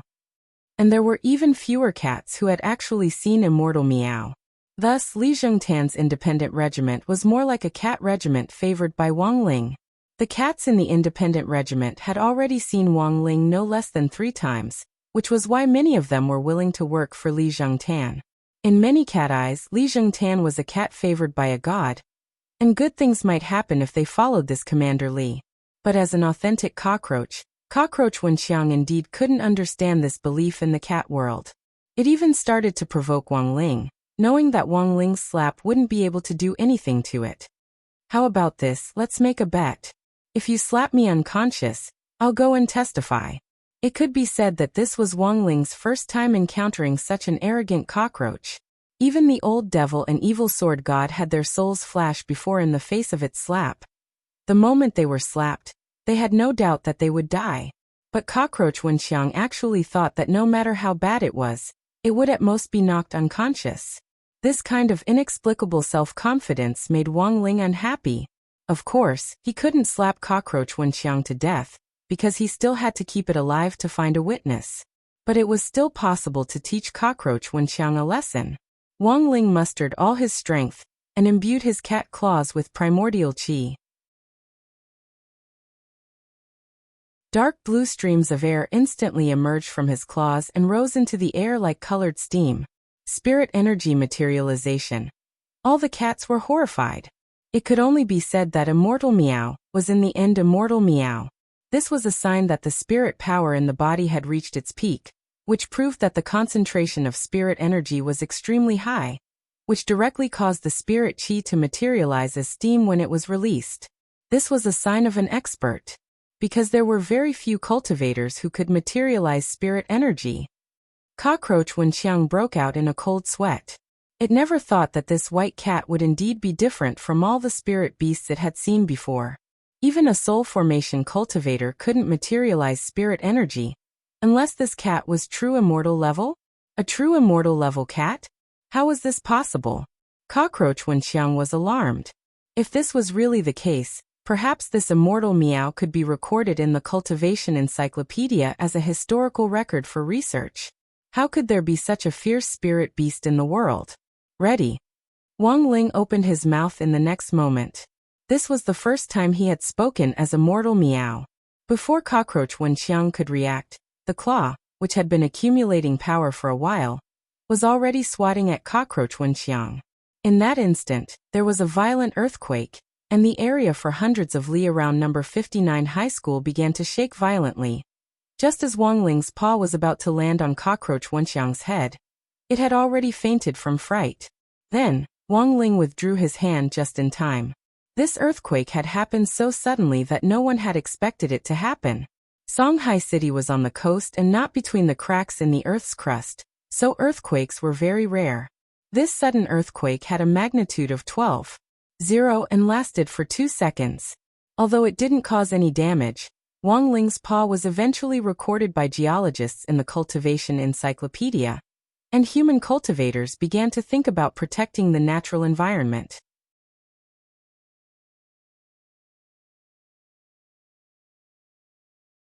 Chapter 1047. Wang Ling's slap scared Cockroach Wenxiang so much that it fainted on the spot. At the same time, the cultivators at the Earthquake Monitoring Center in Songhai City were extremely busy. The earthquake had come so suddenly that the magic treasure responsible for monitoring had been destroyed before it could react. Everyone stared at the dashboard in front of them, bewildered. What the hell was this thing? A magnitude 12 earthquake. The director of the monitoring center frowned deeply. Although this sudden earthquake had only lasted for 3 seconds and hadn't caused any actual damage to Songhai City, if an earthquake of this magnitude had happened in any other city, it was likely that those cities would have already been reduced to ruins. Big cities had the highest level of anti-earthquake technology. Basically, all buildings would automatically activate a building stabilization barrier during an earthquake, and everything within the range of the barrier would be in a state of weightlessness. That was to say, if a building collapsed, the rubble and debris that fell from it would float, and people wouldn't be harmed. However, this kind of emergency defense technology was only widespread in big cities like Songhai City and Jinghua City. Because the technology cost was too high, it would take at least 3 years for it to be popularized nationwide. Director.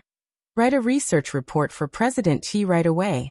This earthquake was too sudden, and I suspect that the living environment of us cultivators will be greatly affected. Director Zhang of the Research Institute had an ugly expression on his face. In many cases, this kind of sudden earthquake without warning was often a warning of a bigger disaster. In recent years, the cultivation world had been overexploited, and a large number of creatures had been put on the endangered list. Unrestrained extraction was bound to have a huge impact on the ecological environment. Protecting the environment was a topic for all of humanity, and it had to do with the life and death of all cultivators as well as their future development plans in this era of national cultivation. Director Zhang Qiuhua had no choice but to take this matter seriously. In addition, spirit qi had been consumed too quickly in recent years. Although it was estimated that it would take several thousand years for spirit qi to be completely exhausted at this rate, the problem was already there, and cultivators from all over the world needed to face it together. This was what Director Zhang Qiuhua was doing. He was calling out to everyone with love to make them start to pay attention to environmental protection. It was almost time for the next Global Environmental Protection Cultivators Summit, and director Zhang Qiuhua decided that this abnormal earthquake with a magnitude 12 in 3 seconds had to be the focus of this summit. Thus, Wang Ling's slap had a positive effect on the awareness of environmental protection among cultivators from all over the world. This was something Wang Ling hadn't expected. Furthermore, even Wang Ling himself couldn't have imagined that his slap in the face would result in additional summer vacation homework. After Wang Ling finished his operation and went home, Teacher Pan made an announcement in the class group chat, asking everyone to write an essay of no less than 3,000 words on the theme of protecting the environment. He regretted it back then. If Wang Ling had known this would happen, he wouldn't have hit him so hard. Of course, this was all in the future. After about half an hour, cockroach Wenxiang woke up from its coma. It could only be said that a cockroach was indeed a cockroach. Its vitality was indeed very strong. Moreover, this cockroach had grown up eating the leftovers of its crispy noodle snacks. Its vitality was extraordinary and strong. Although Wang Ling's palm didn't directly hit cockroach Wenxiang, the wind pressure caused by it had already crushed cockroach Wenxiang into a big pancake in 3 seconds. But even so, cockroach Wenxiang still managed to survive. After half an hour, Wang Ling watched as its body recovered bit by bit from its squashed state like an inflatable doll. Am I still alive? After coming back to life, cockroach Wenxiang no longer had the confidence it had at the beginning. It had almost thought that it was going to die. It was very confident in its own vitality, but after that slap just now, it actually saw something like a soul flashing around its mind. In that moment, it even thought of its mother in heavenly state. Back then, his mother had been continuously stepped on by a cultivator more than 3,600 times, and she had died in pain giving birth to him. Losing one's mother at a young age. Was there anything more painful than this in the life of a cockroach? Thus, cockroach Wenxiang's personality began to harden. Even if it was for its dead mother, cockroach Wenxiang still decided to live on. It and its siblings hid under its mother's flattened body, and after the cultivator left, they dragged her into the sewers to bury her. It had already sworn that it would live on. As long as it could be eaten, cockroach Wenxiang wouldn't miss out on it. It vowed to strengthen itself, and in the end, become a cockroach that couldn't be trampled to death no matter what. The light of the soul flashing around cockroach Wenxiang brought it back to its tragic childhood. It was obvious that cockroach Wenxiang was a cockroach with a story, but now wasn't the time for cockroach Wenxiang to recall its past. Given cockroach Wenxiang's experience, it probably wouldn't be able to recall everything even if it had 10,000 more words. How much did people hate memories? It could be seen from the migrant workers' manga Naruto. At a critical moment in the plot, a memory would be inserted, making people burn with impatience. Thus, continuing to kill memories wouldn't work, as readers would be suspected of exaggerating the number of words. Are you going to help me or not? In the next moment, Wang Ling's question rang out again, and cockroach Wenxiang shuddered when it heard the voice that rang out in its soul. Wang Ling had only slapped it once, and before it had even landed, cockroach Wenxiang was already suffering from sequelae. This was a normal question, but in cockroach Wenxiang's ears, it was like an interrogation from the soul, and it trembled all over. I'll help? Cockroach Wenxiang replied shakily. It knew that at that moment, it already had no other choice. Elsewhere, Audiobook very quickly received the news from Wang Ling. As expected of Shifu, he was actually able to find a new witness under these circumstances. Audiobook was extremely excited. A few minutes ago, Wang Ling had sent him a message saying that he had found a new witness. Then he announced the news to the public. All the police officers present, as well as the school leaders and teachers of Magic Treasure Development University, were taken aback when they heard this. A new witness? A new witness? Headmaster Zhou Dongya didn't dare believe it. The most important witness, Lu Yi, was already dead, and it was very likely that the person who killed Lu Yi was Father Zheng himself. How could there be a new witness in this completely secret room? Mr. Zheng, the police have already found a new witness who can prove your innocence, as well as the truth of the suicide case 3 years ago. So Mr. Zheng, please release all the students here immediately, and the police will definitely give you an explanation. Without further ado, Audiobook began his final negotiations with Father Zheng. The scene was silent for several minutes. The door of the auditorium slowly opened. With tears in his eyes, Father Zheng raised his hands high as he walked out of the auditorium. 3 years ago, those police officers had wronged his son.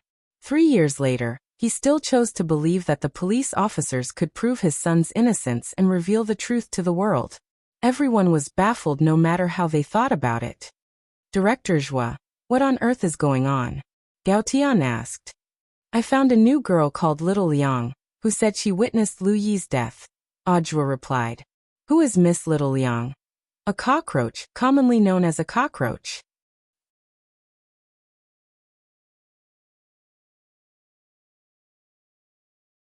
Chapter 1048. I was wrong, I really was wrong. I'm ashamed of what my motherland has done for me, and I sincerely apologize to the students I held hostage in the auditorium. I'll accept however many years I need to be sentenced to. In the interrogation room, Father Zheng confessed to his illegal actions. Although he hadn't caused anyone harm, the hostage-taking had really happened. Furthermore, until a new witness testified in the public trial, Father Zheng couldn't be cleared of being a murderer. At that moment, Gao Tian, Audiobook and Little Silver were all facing Father Zheng in the interrogation room. Little Silver was in charge of taking down Father Zheng's statement. For Little Silver, this was a way of accumulating material. He had been learning to write novels recently, but he wasn't very talented. He had already serialized more than 100,000 words, but he hadn't received a contract offer backstage. Little Silver felt that it was because he hadn't accumulated enough material enough. Thus, helping Gao Tian take down his statement was also a way of accumulating material. Gao Tian's and Audiobook's interrogations were different. In order not to steal the credit, the two of them had a clear division of labor. Gao Tian only asked about the hostage-taking, while Audiobook asked about the magic treasure plagiarism case. Did you take the auditorium hostage because of the plagiarism case 3 years ago?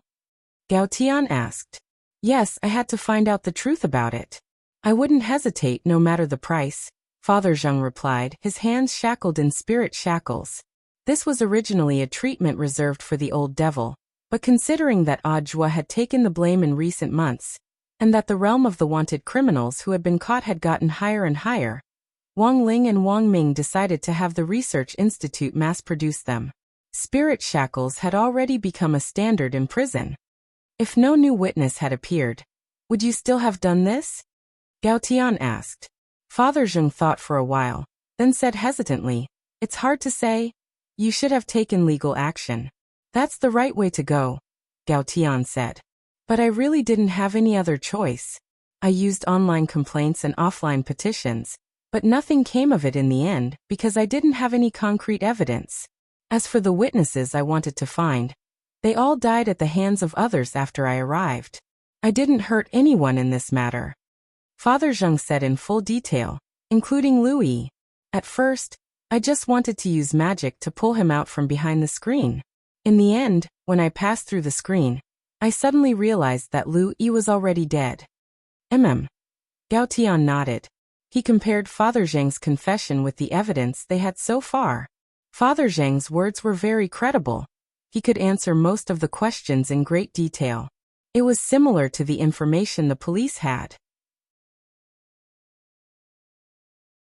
It was just that Gao Tian and everyone else in the interrogation room was very concerned about one thing. Father Zheng's realm had increased abnormally. What's going on here? Explain to me how you managed to raise your cultivation so quickly. Don't tell me it's because of a fortuitous encounter. It's not, and you're not the main character. Gao Tian gazed at Father Zheng. It wasn't just Gao Tian who was curious about this matter. All the police officers who had been paying attention to this covert operation were actually very curious. I don't know if you believe me. Speaking of his sudden increase in realm, Father Zheng was a little flustered. He stared into Gao Tian's eyes and replied, It's because of a bag of frozen dumplings. Instant frozen dumplings. As soon as this answer came out, all the police officers inside and outside the interrogation room were shocked. What on earth is going on? Gao Tian asked. It actually happened a few days ago, on September 14th. Faced with questioning, Father Zheng told them everything about how he had become stronger. For so many years, I've been secretly looking for evidence in an attempt to retract my confession. All my living expenses are basically used to pay for the detective's investigation. To save money, I usually go to the cultivation department store to buy things in the return goods section. That day, as usual, I bought a few bags of frozen food. In the end, after I went back and ate one, I suddenly felt my whole body heat up, and my realm advanced by leaps and bounds. I was full of energy, and then, my realm increased just like that. Gao Tian, Little Silver and Ajwa all sucked in cold breaths of air when they heard this. That was right. There were no push-ups, no squats, and he didn't insist on not turning on the air conditioner on a hot summer day. It was all because of a bag of frozen dumplings that Father Zheng had advanced. The point was that this matched up with the information the police had. The information in Gao Tian's hands clearly stated that after Father Zheng had been detained, the police had found a bag of frozen dumplings in his rental apartment, which had already been eaten. Furthermore, it was confirmed that the dumplings had been bought from the store's returned goods section and had been sold at a 40% discount. Although it was hard to believe, Gao Tian completely believed Father Zheng's words. Not only did they have the information in their hands to testify, but the polygraph in the interrogation room hadn't detected anything unusual. This was a high-precision polygraph. As long as someone didn't answer the question truthfully, the polygraph would emit a beeping alarm. Of course, this alarm couldn't be played directly. The warning sound would continue to be transmitted through the earpieces hanging in the ears of Gao Tian, Ajwa and Little Silver in the interrogation room. Prisoners usually didn't know about the polygraph, which was to prevent prisoners from deliberately preparing answers in advance when they were being interrogated. Thus, Gao Tian and the other police officers were stunned. How could a bag of frozen dumplings be so powerful? F***K. What's the stuffing in these dumplings? Celery, pork or mushroom? I'll eat them when I get back tonight. The police officers outside the interrogation room couldn't sit still anymore, especially Chief Zhao himself. He had been paying close attention to this case, and after learning the secret of Father Zheng's promotion, he was so excited that he almost jumped up. The reason why he hadn't been promoted wasn't just because his performance wasn't good enough, but also because he was stuck at a bottleneck in his realm. Chief Zhao had been stuck at the nascent soul stage for a very long time, and if he wanted to be transferred to a central core department like Wuxia Alliance, he had to be at the soul formation stage or above. Gao Tian and Ajwa then whispered to each other, and decided to take Father Zheng for a checkup. If it really was because of those frozen dumplings, as long as they did a detailed test, they should be able to analyze the ingredients of the dumplings from Father Zheng's gastric juices. Alright, that's all for my questioning. Director Zhu was next. At that moment, Gao Tian capped his pen and crossed his fingers. It's over. Ajwa said. That's it. Gao Tian nodded affirmatively. Since the chain of evidence matched up, Gao Tian felt that there was no need to continue the interrogation on the hijacking itself. On the contrary, Gao Tian was more interested in the reopening of the case 3 years ago. But he wasn't the person in charge of it, so Gao Tian could only hand it over to Ajwa. First of all, I want to know more about student Zheng Jingshuan's family situation. May I ask, why did you divorce student Zheng Jingshuan's mother, Madame He Xiulan? Ajwa's first question was a little personal, but it was still very necessary. His family environment was also a major reason why student Zheng chose to commit suicide in the end. Because Alan and I didn't get along, so we divorced, Father Zheng replied.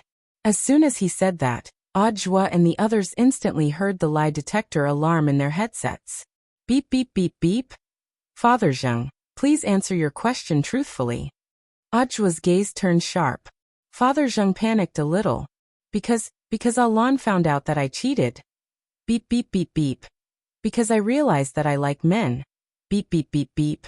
Father Zheng was almost in tears. F***K. Because our married life isn't happy, of course, it's mainly because of me. Is that okay? This time, the alarm didn't go off again. Tianjin.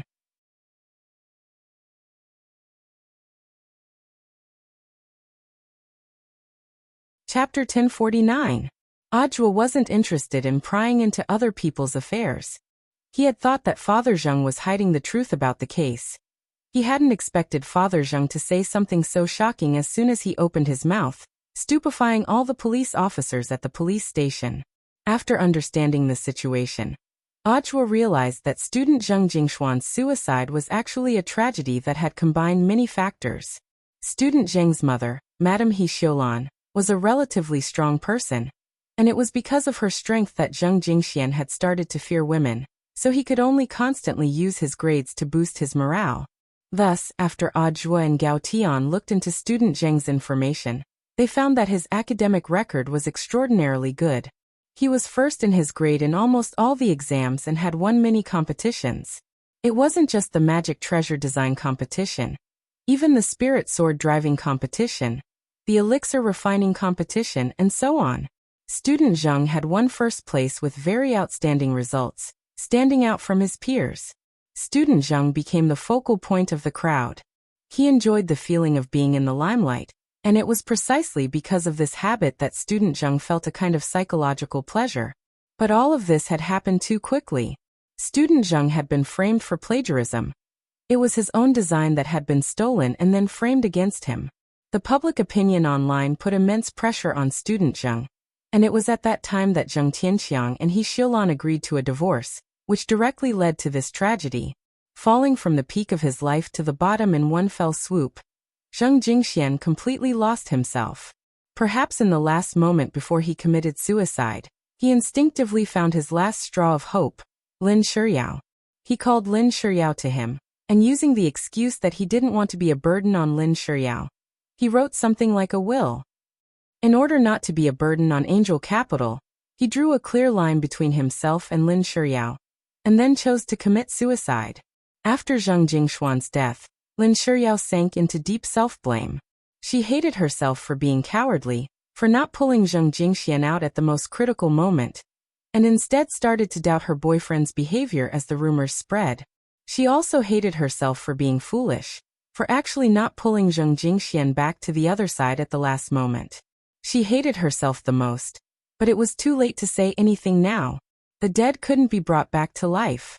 Zheng Jingshuan's death had been buried for 3 whole years along with the magic treasure plagiarism case from 3 years ago.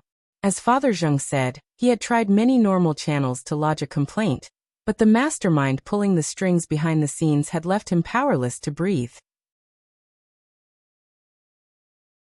Helpless, Father Zheng finally chose this path that seemed to be out of desperation. September 19th, the 36th day of the summer vacation.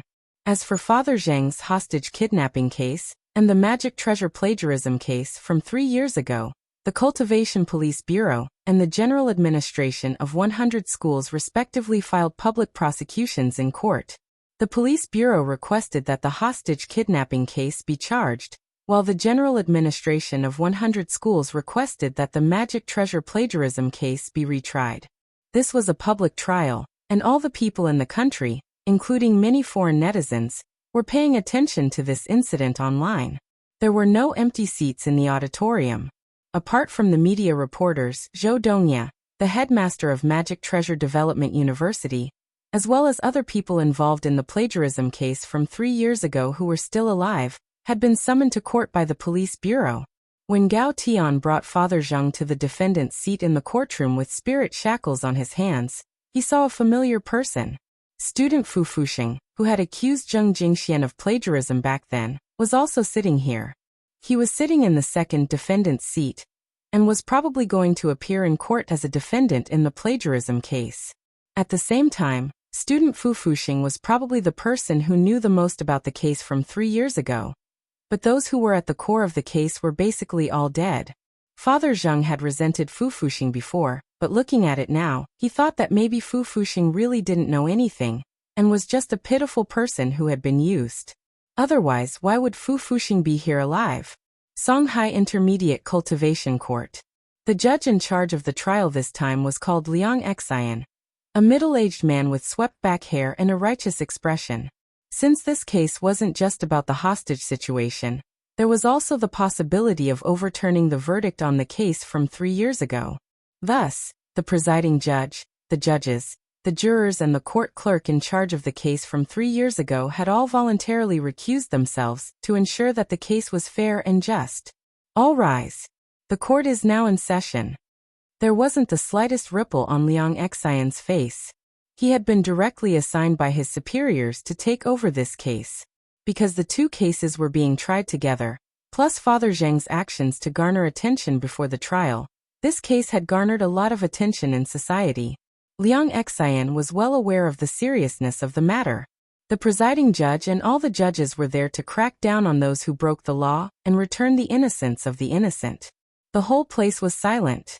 After Chief Judge Liang took his seat, he hit the table with a crisp hammer, and the trial officially began. Defendant Zheng Tianqiang, on September 18, 4396, you hijacked a small auditorium at Songhai Magic Treasure Development University, and a total of 53 people were taken hostage. Although you didn't injure the hostages, you damaged the auditorium and other public facilities, and are guilty of hostage-taking. You are now being prosecuted for destroying public facilities and hostage-taking. Do you have any objections to the prosecution's conclusion? Asked Chief Judge Liang. No objections, replied Father Zheng from the defendant's stand. Chief Judge Liang nodded, then turned his gaze to the second defendant's stand. Summon the second defendant, Fu Fuxing. When his name was called, Fu Fuxing's face gradually showed some nervousness. He was well aware of the impact this plagiarism case would have on his life.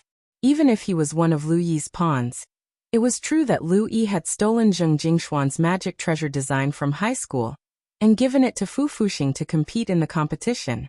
Furthermore, Fu Fuxing had also used that design, and after the incident, he had even reprimanded Zheng Jingxian for plagiarism. Now that the case had been dug up again, he would definitely be accused of fraud. Most importantly, Raven Studio would face a huge blow. At the time, Fu Fuxing didn't know that the design he had used hadn't come from Lu Yi. He had thought that Lu Yi was a talented person. He hadn't expected this guy to actually be a saint thief. Chief Judge Liang hit the gavel. Fu Fuxing, please guarantee the veracity of what you say next.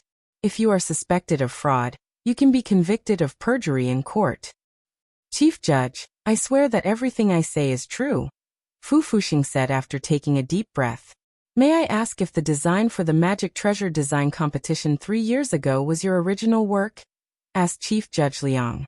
Fu Fuxing thought for a bit, then raised his head and said resolutely, yes. There was an uproar at his words. Odd Zhua, Little Silver and Gao Tian hadn't expected Fu Fuxing to actually choose to retract his statement at that moment. Tianjin.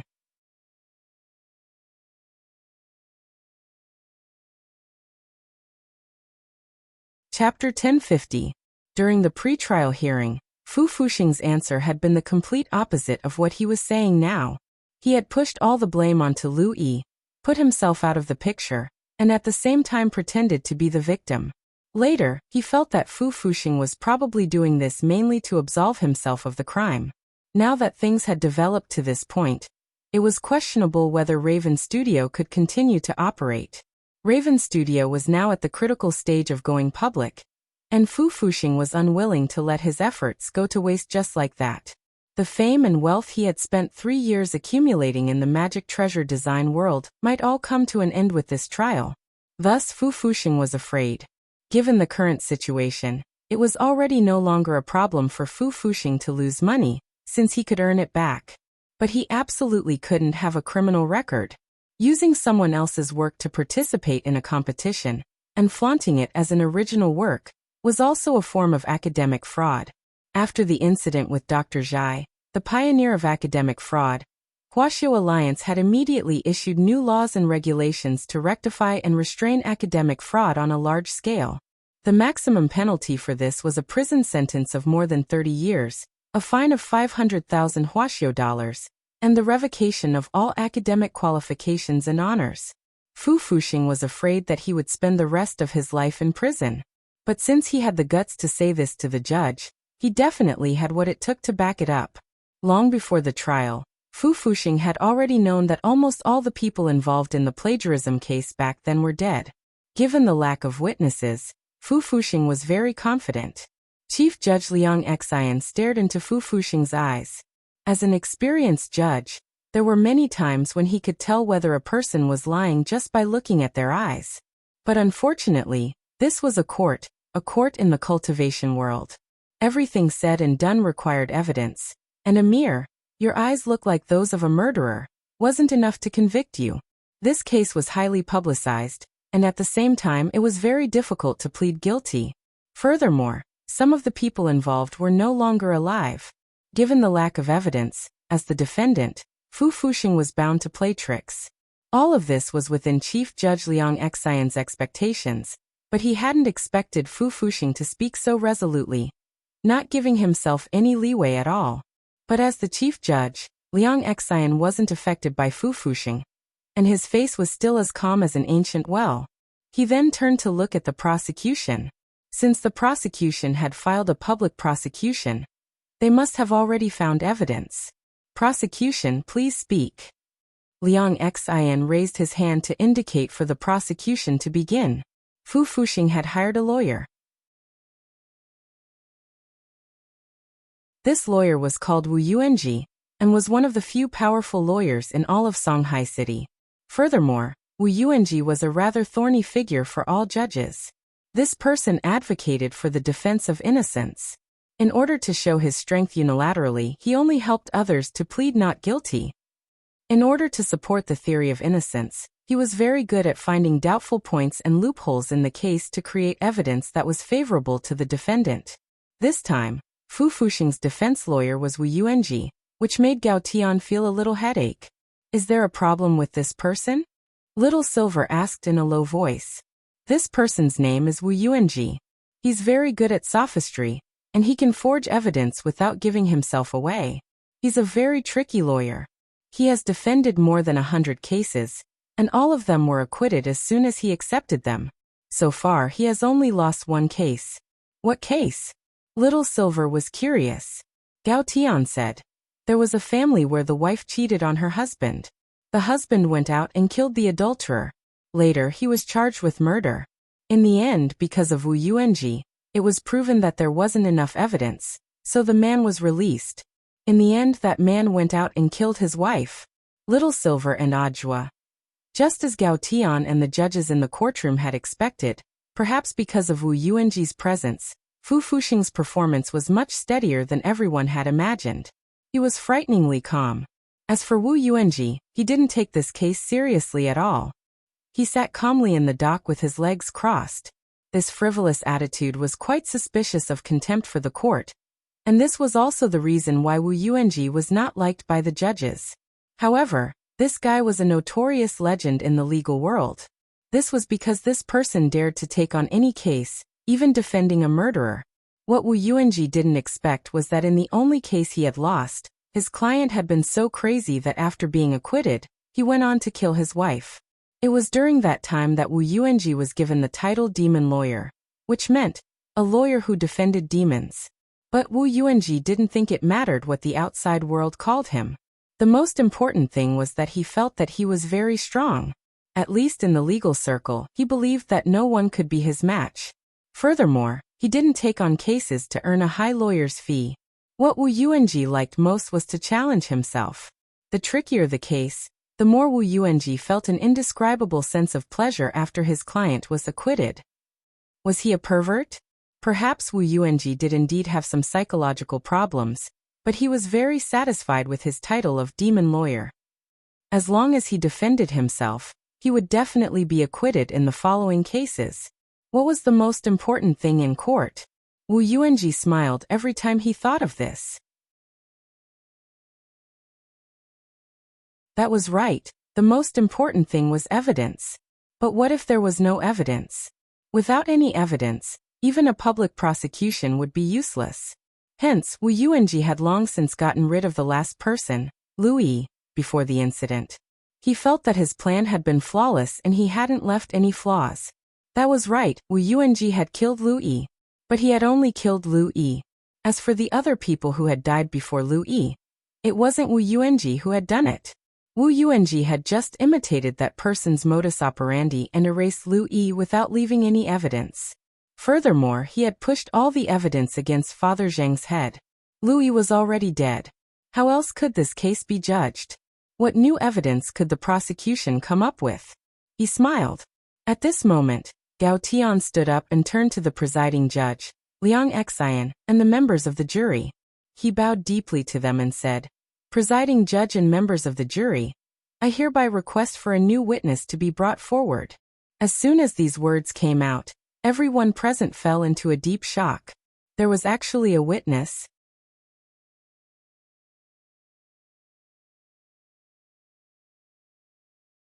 Chapter 1051. Everything had happened so suddenly that Wu Yuanji had not expected the prosecution to find a new witness. Under Fu Fuxing's equally surprised gaze, Wu Yuanji decisively protested, "Chief Judge, the plaintiff did not submit the information according to the rules before submitting the new witness. I apply for a temporary adjournment." It was not surprising that Wu Yuanji could make this request. It was in accordance with the rules and regulations to apply for evidence in advance. However, if the court adjourned now, the next court session would have to wait until tomorrow. This was because the examination of the witness still needed to be decided by the jury. Only those who met the rules and regulations could appear in court as a witness.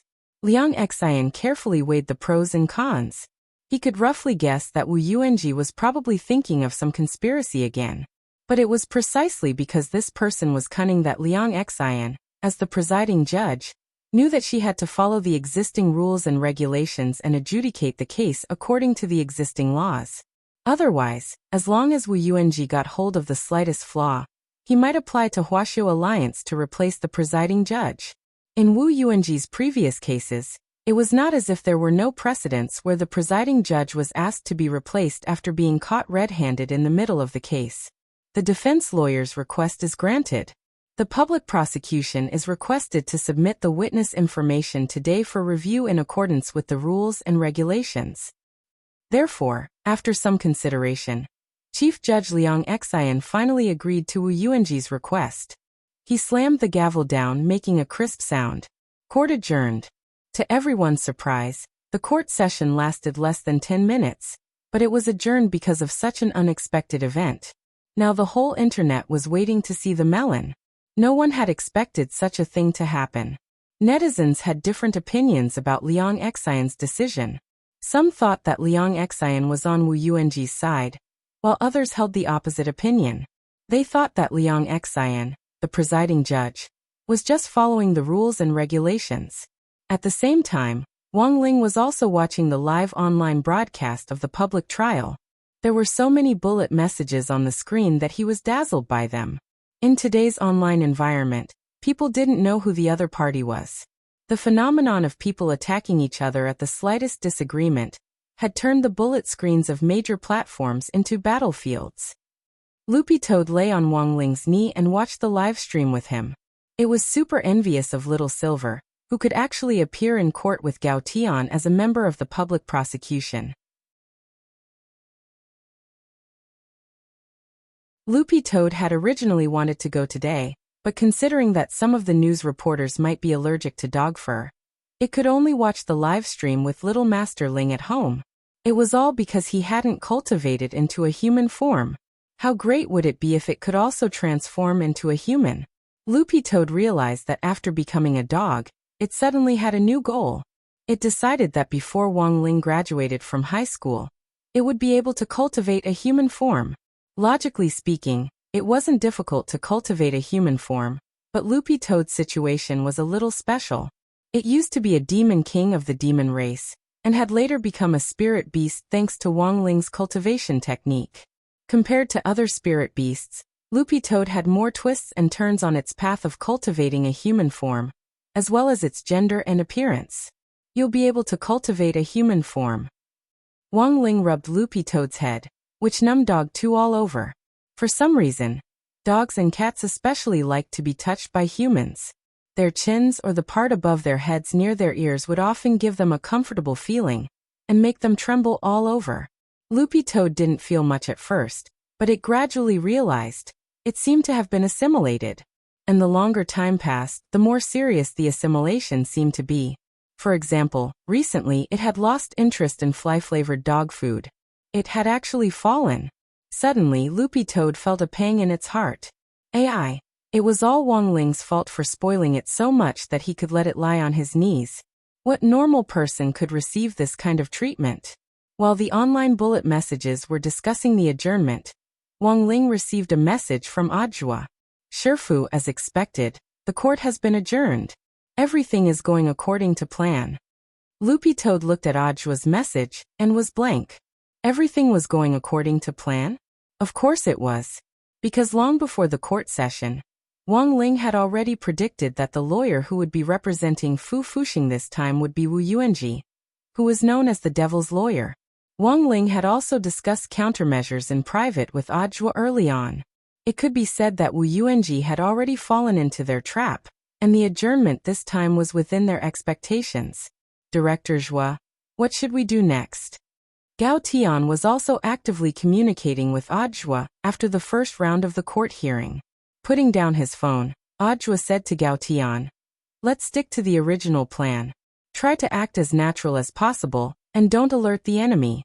Wu Yuanji is very cunning." As Audiobook and everyone else who knew Wu Yuanji thought, this devil's lawyer's greatest skill was to destroy and create evidence. What Audiobook and the others were going to do next was very simple. They were going to grab hold of Wu Yuanji's weakness, and then make him disappear from the legal circle forever to avoid any future troubles. Elsewhere, Wu Yuanji felt a headache coming on when he heard that the prosecutors had found a new witness. In the detention center, Wu Yuanji met with Fu Fuxing as his defense lawyer. Fu Fuxing was agitated as he gnashed his teeth. "What's going on? Isn't Louis already?" "Keep your voice down." Wu Yuanji rolled his eyes at Fu Fuxing. "Louis is indeed dead. I didn't expect them to find another witness. But it's fine. In any case, I can win the case. It's just a little more trouble for me." "You have a solution?" Fu Fuxing's eyes lit up, then darkened as he looked at Wu Yuanji. "You should be well aware of my request. My request is to prove my innocence. Not only do I have to prove my innocence, I also have to protect my reputation." "Reputation?" Wu Yuanji laughed. He moved his face very close and stared into Fu Fuxing's angry eyes through the glass. "From the moment you asked me to be your defense lawyer, what reputation do you have left? I want you to pay me double the original legal fees, which is 100 million yuan. Otherwise, I'll have to ask you to find someone better." "You." Fu Fuxing was speechless. "I advise you to think clearly. Is your life and freedom more important, or money and reputation more important? You can weigh the pros and cons before telling me." "You devil. I hope you understand that up until now, only I, the devil, can help you win this case." Speaking up to this point, Wu Yuanji curled his lips and smiled wickedly. "As long as you understand, I will take action tonight." With that, Wu Yuanji slit his throat. "Can you ensure that it's done cleanly?" "Of course it's clean. I'm already very familiar with these methods." "Okay, I promise you." In the end, Fu Fuxing replied. But they didn't know that their entire meeting this time was under Gao Tian's surveillance. They actually wanted to murder a witness? Gao Tian could only use a popular phrase to describe the despicable behavior of these two people, making people spit out rice.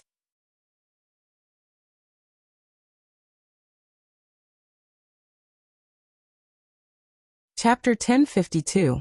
Wu Yuanji must have had his own special intelligence network to be able to dominate the lawyer circle for so long. He had a group of spies under him who collected all kinds of information for him. Many of these people were criminals who had been prosecuted for the death penalty. Wu Yuanji acted as a defense lawyer for this group of people and finally ruled them innocent.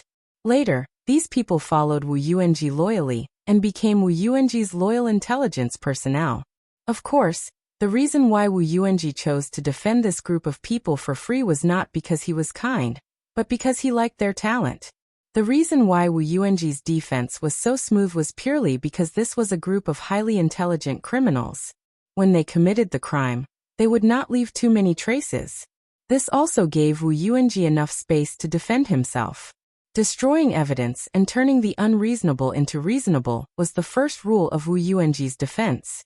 After negotiating the price with Fu Fuxing, Wu Yuanji began to investigate the new witness, and soon a document appeared on the desk of Wu Yuanji's law firm. Wu Yuanji originally thought it would take a long time. The witness's information was in the files of the police general office, and it didn't seem easy to hack into it. But now it seemed that his intelligence agent skills had improved again. Seeing the document, Wu Yuanji was in a good mood. He had originally expected the document to be submitted at night, so he only needed to use the early morning to get rid of the witness. But the speed now exceeded Wu Yuanji's expectations. The sooner he got rid of the witness, the better it would be for Wu Yuanji, and at the same time, it would reassure his client. Fu Fuxing had spent 200 million in legal fees here, so he could be considered a big client. Little Liang. Wu Yuanji repeated the name on the document. There was no photo or home address in the document. Perhaps to protect the privacy of the important witness, these important information weren't recorded. Therefore, the only information Wu Yuanji obtained was the witness's name, Little Liang. And judging from the name, Wu Yuanji guessed that it should be a girl's name. Is that all? Wu Yuanji looked up at a young man sitting in the office. This young man was thin, and was also one of the people Wu Yuanji had saved. The young man shrugged and nodded helplessly. That's all. The other party might be prepared.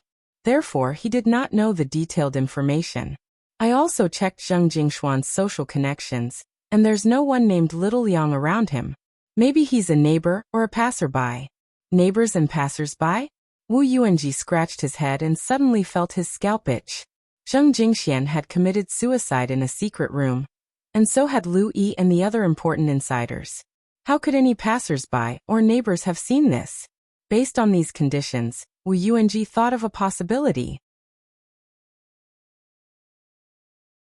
Could it be perjury? In order to prove that Fu Fuxing was guilty, the prosecution deliberately created a new witness. It was not impossible. But if there was, and if he managed to get hold of the key evidence, the prosecution would definitely lose this case. Wu Yuanji frowned. No matter what, he still needed to personally verify this matter. Wu Yuanji got up. He had already decided to assassinate this Miss Little Liang. Although he wasn't sure where she was right now, since she was an important witness who would appear in court tomorrow, Wu Yuanji was certain that she was most likely in the important witness protection room at the police headquarters. The room was heavily guarded, and it clearly wouldn't be easy to break in. But Wu Yuanji wasn't the least bit worried that his movements would be discovered, because a few days ago, he had discovered that he had awakened a special power. It was this power that allowed Wu Yuanji's body to transform into a ray of light and shuttle between screens, allowing the assassination to be carried out invisibly. Elsewhere, everyone in front of the surveillance room at the police headquarters was paying close attention to the scene on the screen. This was a plan to catch Wu Yuanji in the act, and Ajua had long since sensed that he might make a move tonight. Chief Zhao in the headquarters frowned deeply as he looked at the situation. Will this really work? Don't worry, Chief Zhao. We've already taken heavy precautions to protect the witness, Gao Tian said confidently. Considering that the suspect has the ability to shuttle between screens like Sadako, we've also tampered with the computer's power supply so that we can immediately cut it off remotely if necessary. Will this work? Of course it will, Chief Zhao. A junior police officer next to him laughed. As long as the power is cut off, the person will be stuck inside and won't be able to get out. Chief Zhao took a deep breath, then nodded slowly. I understand the principle, but don't you think you've gone a little overboard? This is to protect the witness. How can it not be overboard? Besides, Miss Little Liang is just a 2-year-old girl. It's perfectly legal and reasonable for us to protect her. Reporting Chief Zhao, Captain Gao, Director Zhua. There's movement. What's going on? We've already detected abnormal intrusive fluctuations through technical means. We suspect that the other party has already infiltrated the network. If you had this kind of technology, why didn't you use it earlier? These are very unusual fluctuations. We need to test them and take precautions, otherwise it'll be difficult to detect them with normal technical means. The technician wiped at his sweat. He was already a veteran technician with decades of experience, but this was the first time he had seen such abnormal fluctuations. They were even more subtle and difficult to detect than the fluctuations when the gate between worlds had descended. But there was a huge danger hidden within. This is the first time I've seen such fluctuations. They're full of concealment and murderous intent. And they're moving extremely fast, close to the speed of light. It's like. The technician frowned deeply. Like a shadow. Shadow. Everyone at the scene was lost in deep thought at this discovery. The abnormal fluctuations were similar to a shadow, which meant that the other party was most likely using a shadow-type spell to move. There were many shadow spells, and in Wuxia Alliance's records, there were even sects that specialized in teaching shadow spells. These cultivators could use their shadows to retrieve objects and even fight with them. However, no one had ever heard of using their shadows to kill someone across a screen. To accomplish this, the other party's mastery of shadows had to have reached the point of perfection. Shadow spells are usually bound to the user's body. To travel across a screen and move at the speed of light, the user's body has to be strong enough to withstand the tearing of space. But as far as I know, even the sect leader of Shadow Sect can't do this. Shadow Sect's shadow separation spell can only last 16 seconds at most, Chief Zhao said doubtfully. Then here was the question. How did a golden core lawyer like Wu Yuanji obtain this kind of power? Could it be that he also ate frozen dumplings? You're tuning in to the Li Mei's Wuxia Whispers YouTube channel. We're so grateful for your support, and don't forget to subscribe to join us on this incredible journey through captivating stories. Your generosity through donations truly makes a world of difference, as it's the primary source of revenue that allows me to expand and enhance this channel for you. Thank you from the bottom of my heart for being a part of this adventure.